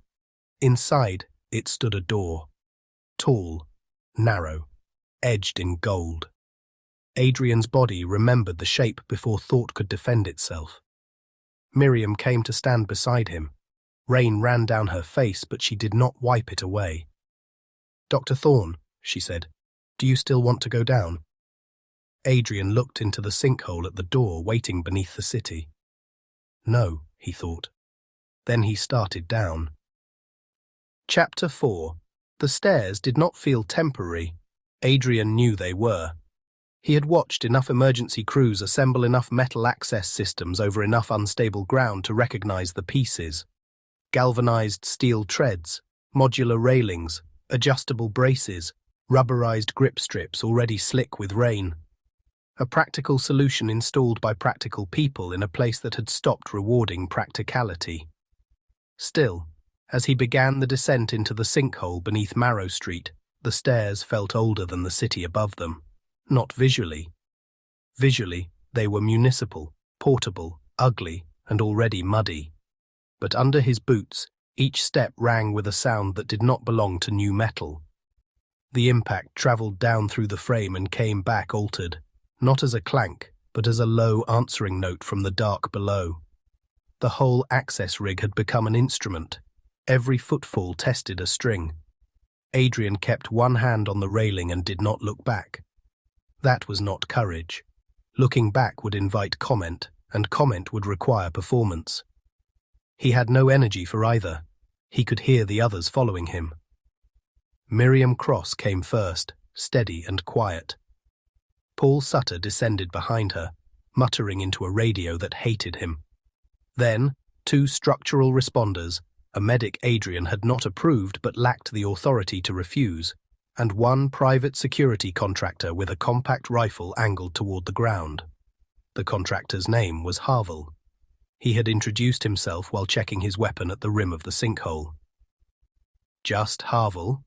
Adrian had asked. "Yes, sir." "Is that a tactical thing, or were your parents efficient?" Harville had stared at him for half a second, then said, Both, probably. Adrian had decided he might survive the man. Rain followed them down in silver threads. The floodlights above turned the mist into torn fabric.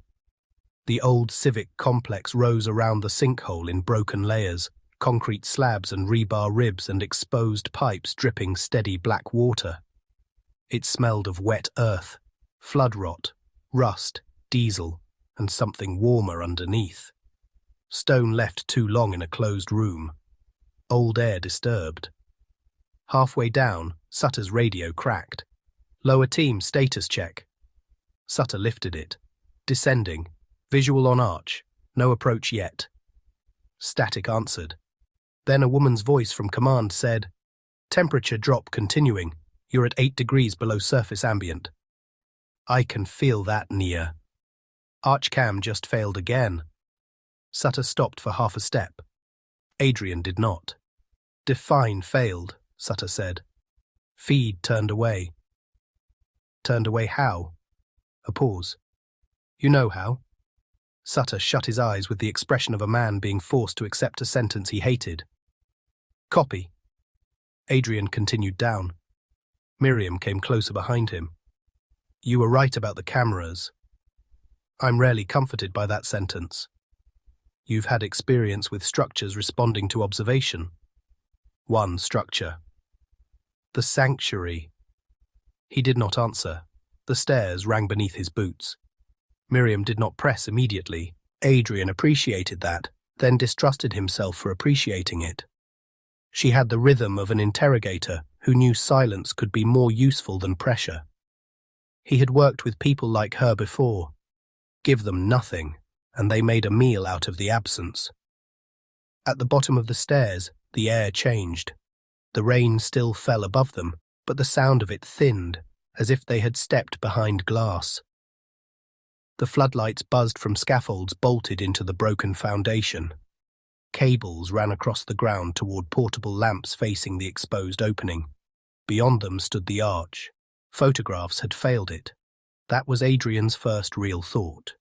The image in the folder had shown black stone with faint gold threads. It had not shown scale correctly. It had not shown the way the arch seemed to lean toward the person looking at it without moving at all. It had not shown how the surrounding concrete, rebar, pipes and mud looked temporary beside it, as if the city had been the thing accidentally built around the ruin, not the other way around.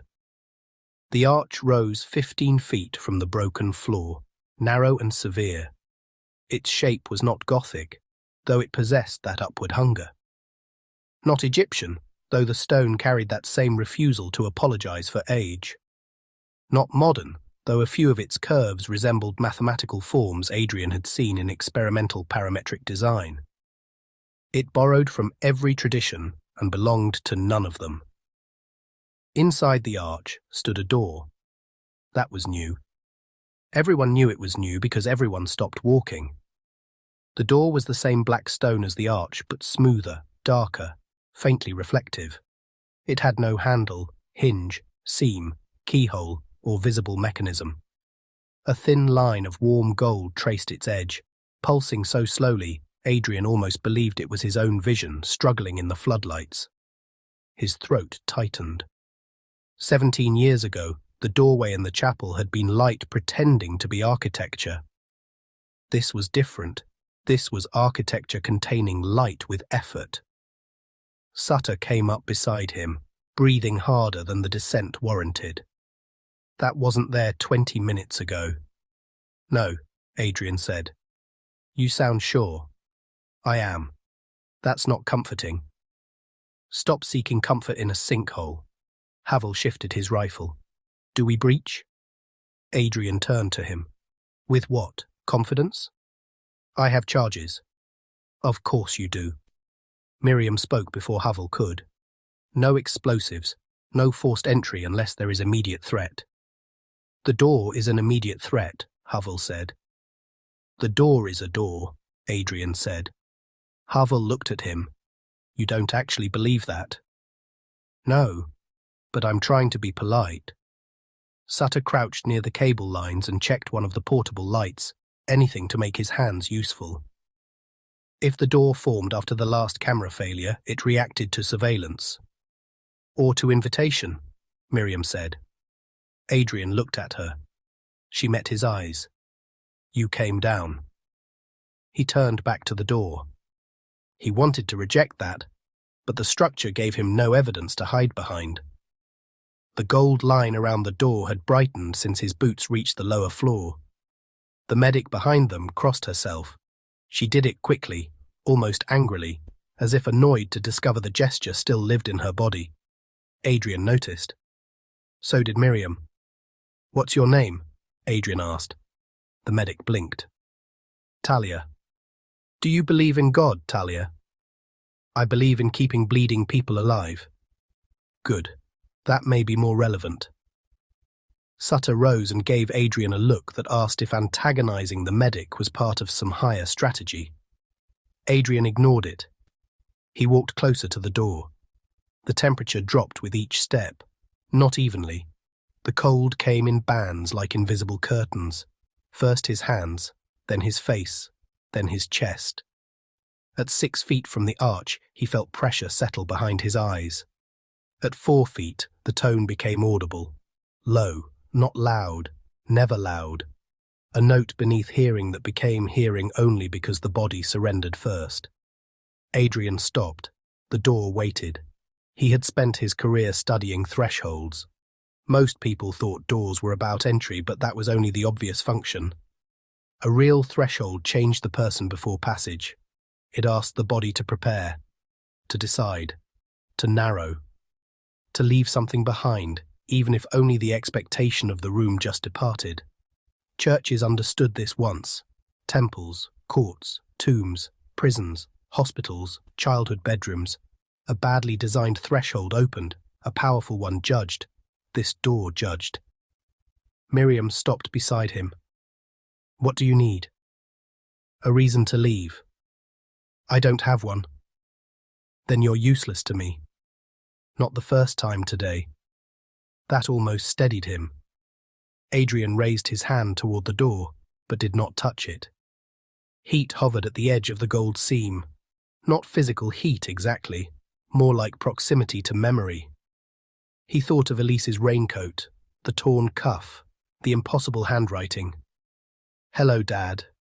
Do not enter with men who want silence. He looked back at Havel. No offense, Adrian said, but you may be exactly the kind of man I was warned about. Havel's expression did not change. I don't want silence. I want people alive and extracted. That's a better answer than I expected. I contain multitudes. Careful. Say things like that, and someone might mistake you for interesting. Sutter made a strangled sound. It might have been a laugh trying to survive. Miriam's gaze remained on the door. The message did not say, don't enter with armed men. It said, men who want silence. Celian's men, Adrian said. Possibly. Havel glanced between them. For clarity, I do not work for Graves. Who do you work for? Adrian asked. The contract. That's not reassuring. No, sir. Also honest. The gold line pulsed. Adrian felt it in his teeth. He touched the door. The world did not explode. No vision took him. No dead child spoke. No golden light swallowed the sinkhole. For 1 second, the only thing that happened was the simple transfer of warmth from stone into skin. Then the door breathed. Everyone heard it. A slow intake, deep and impossible, from behind stone that had no lungs. The floodlights dimmed. The mist around the arch pulled inward. Rainfall above them bent slightly toward the opening. Havel raised his weapon. Don't, Adrian said.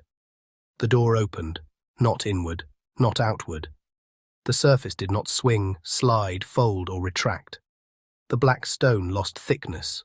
The gold seam widened into a vertical radiance, and then the door was simply no longer a barrier. A corridor waited beyond it. Dark stone ribs, narrow floor, walls veined with faint gold, exactly like the photographs. No, not exactly. Longer. Adrian felt the structure looking back. Sutter's radio erupted in static.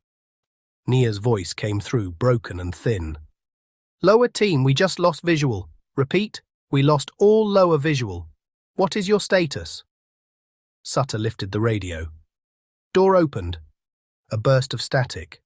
Then faintly Nia said, "There is no door on our feed." Sutter looked at the arch, then at the dead cameras mounted nearby. "You don't have a feed. We have the arch. We have you. There is no door." No one moved. Adrian turned toward one of the portable cameras. Its lens pointed directly at them. The small status light glowed red. "Nia," he said, raising his voice. "Describe what you see." Static, then the operator's answer. "You're standing in front of the arch. Dr. Thorne has one hand raised. The arch is empty. No corridor beyond it. Just darkness." Adrian looked at his own hand, still resting against the vanished door's edge. Beyond it, the corridor breathed warm, old air. Miriam stepped closer. "It's choosing who sees it. Or who admits it," Adrian said. "That distinction matters? Probably not to us." Sutter lowered the radio. He looked ill. Adrian understood. Reality was easier to challenge from a distance. Up close, it had smell, temperature, and consequences. "We should pull back," Sutter said. "Yes," Adrian replied. Sutter blinked. "Yes? That would be the reasonable thing." "But you're not going to." "No." "Why the hell not?" Adrian looked into the corridor. "Because 17 years ago, my daughter walked into a door that could not exist. Tonight, that same impossibility wrote hello." The rain above them beat against twisted metal. The whole sinkhole seemed to listen. Sutter's jaw worked. "That's not a plan." "No, it's a wound with legs." Miriam said, "We go no farther than the first chamber. We test air. We mark the path manually. No splitting up. No heroic improvisation." Adrian glanced at her. "You say that like you know me. I read your file. My file is mostly men misunderstanding grief in complete sentences." Then I skimmed. Havel checked the lamp mounted to his shoulder. "What are our engagement parameters?" "If a wall moves," Adrian said, "don't shoot it." That's becoming a disappointingly specific instruction. "Welcome to my evening." Talia, the medic, shifted her bag higher on her shoulder. "Are we seriously doing this?" No one answered quickly enough. She nodded once, bitterly. "Wonderful. I always hoped my final moments would involve architecture criticism." Adrian liked her too. Sutter took a roll of fluorescent survey tape from his belt and tied the end to a metal brace near the arch. "Manual line. If anything changes, we follow this back." Adrian did not tell him that the building might let them keep the line and still remove the exit. There was no benefit to sharing every fear the moment it matured. They entered in single file. Adrian first, Miriam behind him. Sutter, Havel, Talia, and one structural responder named Dempsey last, because he had the shoulders of a refrigerator and the expression of a man who considered fear an administrative inconvenience. The corridor accepted them. That was how it felt. Not opened, not allowed. Accepted. The air inside was warmer than the sinkhole and dry enough to feel impossible. Their boots made soft sounds on the black floor. The gold veins in the walls pulsed faintly, giving just enough light to reveal the ribbed vault overhead. The geometry was intimate, almost narrow, but not claustrophobic. It forced the body into attention. Shoulders relaxed, breath slowed, eyes lifted. Adrian recognized the effect immediately and hated the elegance of it. The corridor was calming them. Not like his quiet rooms, not sedation, not suppression. This was older, cleaner. It did not remove fear. It arranged fear into a shape the body could carry. "Air reads normal," Talia said, checking a handheld monitor. "Oxygen stable, no carbon monoxide, no obvious toxins, temperature 18 Celsius. Sutter looked back. That's warmer than outside by 20 degrees. Thank you, Paul. I did pass subtraction. Fair. The survey tape unspooled behind them in a bright synthetic line that looked obscene against the black stone. Adrian was grateful for its ugliness. It belonged to the world above. It said hardware store, not holy terror. They moved slowly. Sutter counted steps under his breath. Havel scanned ahead. Miriam watched the walls more than the path. Adrian watched everything and trusted none of it. After 20 paces, the corridor curved. It should not have. According to the photographs, the first corridor ran straight at least 60 feet before reaching a circular chamber. But here the wall bent left in a smooth, deliberate arc. Sutter noticed. This is wrong. Yes. Could still be perspective from the photos. No. You're sure? I'm starting to dislike that question. The gold veins brightened as they entered the curve. Fine markings appeared beneath the surface of the stone, not carved on it, but suspended inside. Circles nested in circles. Lines intersecting at ratios Adrian knew from cathedral plans, temple grids, old acoustic studies, and things he had once drawn after dreams he refused to call dreams. Miriam lifted one hand, not touching. Are these symbols? Maybe. You don't know? I know they're not decoration. Dempsey spoke from the rear. How can you tell? Because decoration wants to be seen. This wants to be remembered. No one answered. The corridor opened into a small chamber. Adrian stopped at the threshold so abruptly that Miriam nearly walked into him. The room was circular, perhaps 20 feet across, with 7 narrow recesses spaced evenly around the wall. The ceiling rose into darkness, higher than the sinkhole allowed. At the center stood a low stone basin filled with black water. There were no footprints in the dust, no equipment, no cables, no sign that anyone from Marky's team had entered. Sutter's voice tightened. This wasn't in the initial survey. Yes, it was, Havel said. Sutter turned. No, it wasn't. Havel frowned. The photos showed this chamber. They showed a ribbed corridor and a rectangular service void. No, Havel said slowly. They showed this. 7 recesses, basin in the center. Miriam looked at Adrian. He understood before anyone said it. The building was already editing memory. Talia, Adrian said, ask me what room we are in. She looked confused. What? Ask. What room are we in? Circular chamber, 7 wall recesses, central basin, no footprints. Miriam immediately said, circular chamber, 7 recesses, basin. Sutter hesitated, then repeated it. Havel did the same, Dempsey last. Adrian nodded. Everyone says it every minute until we leave. Sutter swallowed. Memory anchoring? Call it whatever helps you keep doing it. Talia looked at the basin. Circular chamber, 7 recesses, basin. I hate this. Good. Hatred is sticky. Use it. Miriam walked to the nearest recess but stayed outside arm's reach. Each recess was tall and narrow, more like a standing niche than a doorway. Empty, smooth, dark. Why 7? She asked. 7 behaves well in sacred architecture, Adrian said. 7 days, 7 heavens, 7 gates, 7 tones, 7 petitions, 7 circuits around a center. It gives the mind a ladder without admitting it's climbing. Sutter stared at him. Do you just know that? Unfortunately. The black water in the basin remained perfectly still. Too still. Adrian approached it with the caution of a man nearing a sleeping animal that might know his name. The basin was waist-high, carved from the same black stone as the arch. Gold threads circled its rim in a pattern of nested rings. He leaned over. The water reflected nothing above them. Not the ceiling, not the gold veins, not their lights, not his own face. Instead, it reflected rain falling upward. Adrian stared. In the black surface, rain rose from a shattered marble floor into a storm-dark ceiling. Plastic sheeting snapped, scaffolding trembled.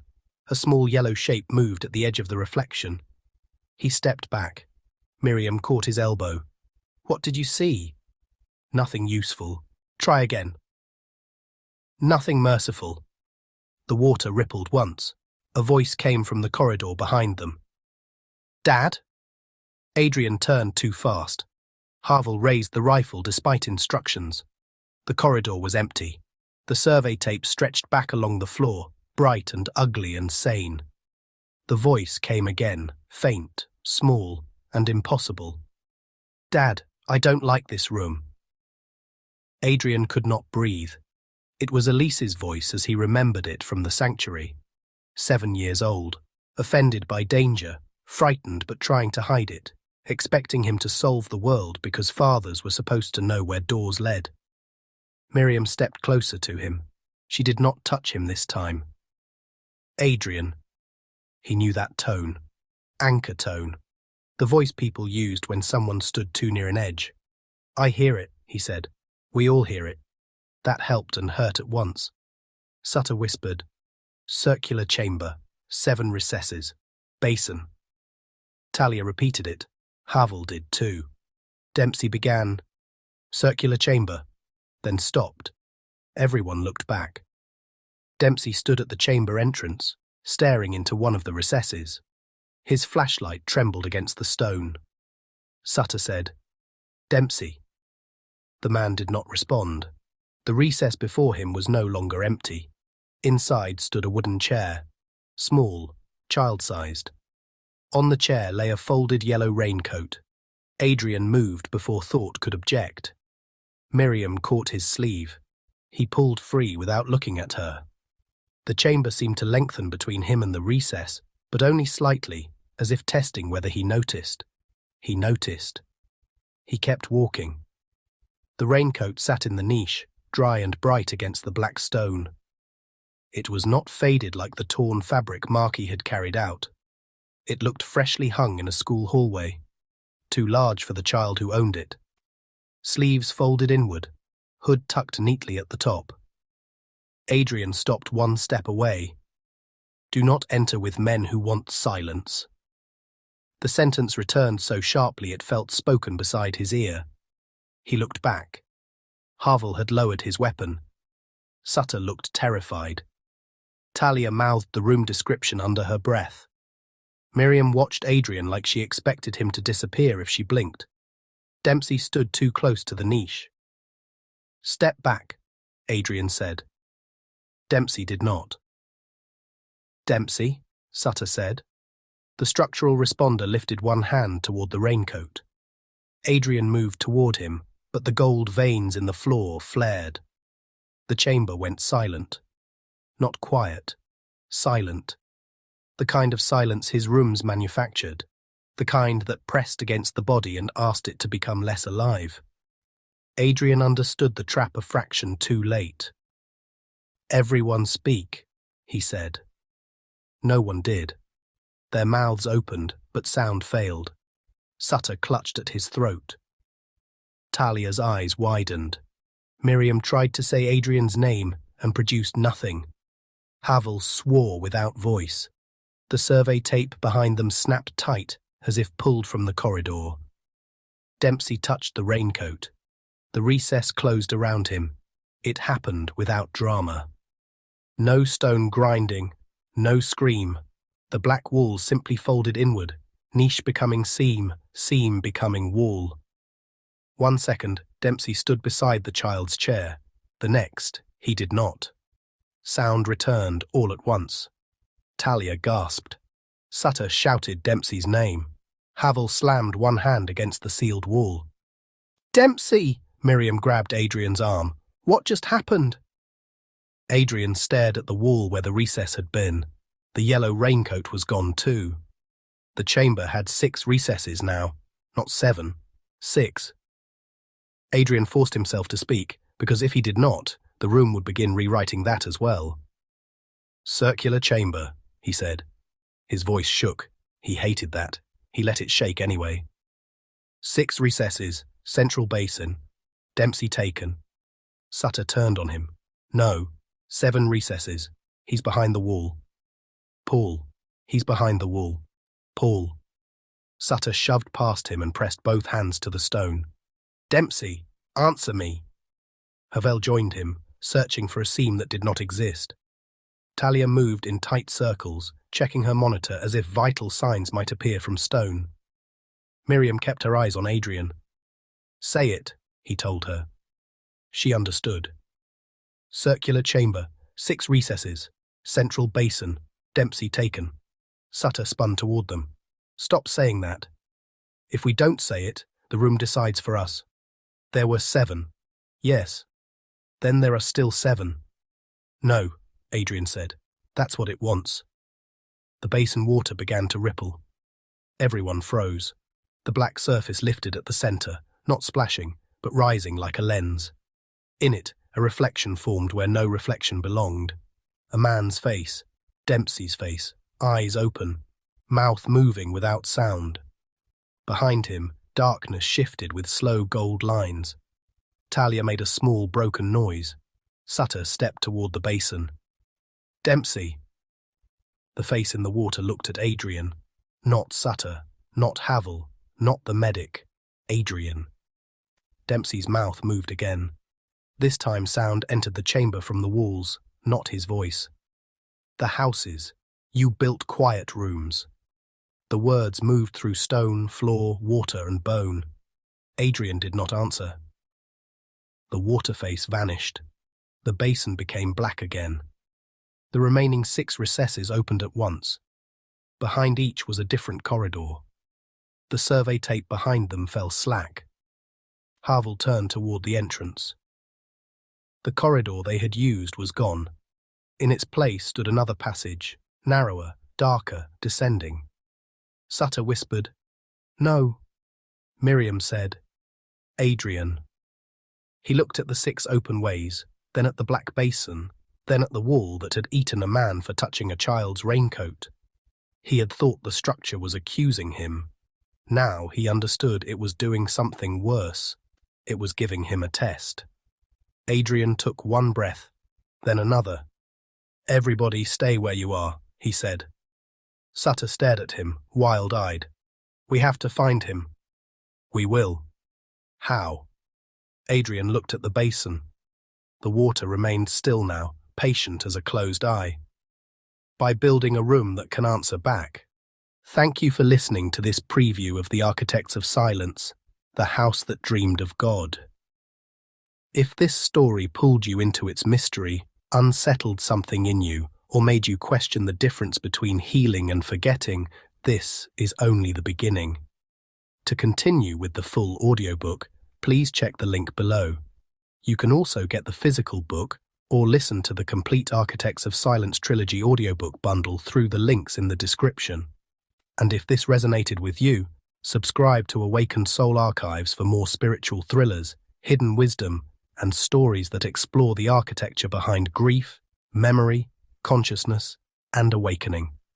Until next time, remember this: not every silence is peace, and not every healing leaves the soul whole.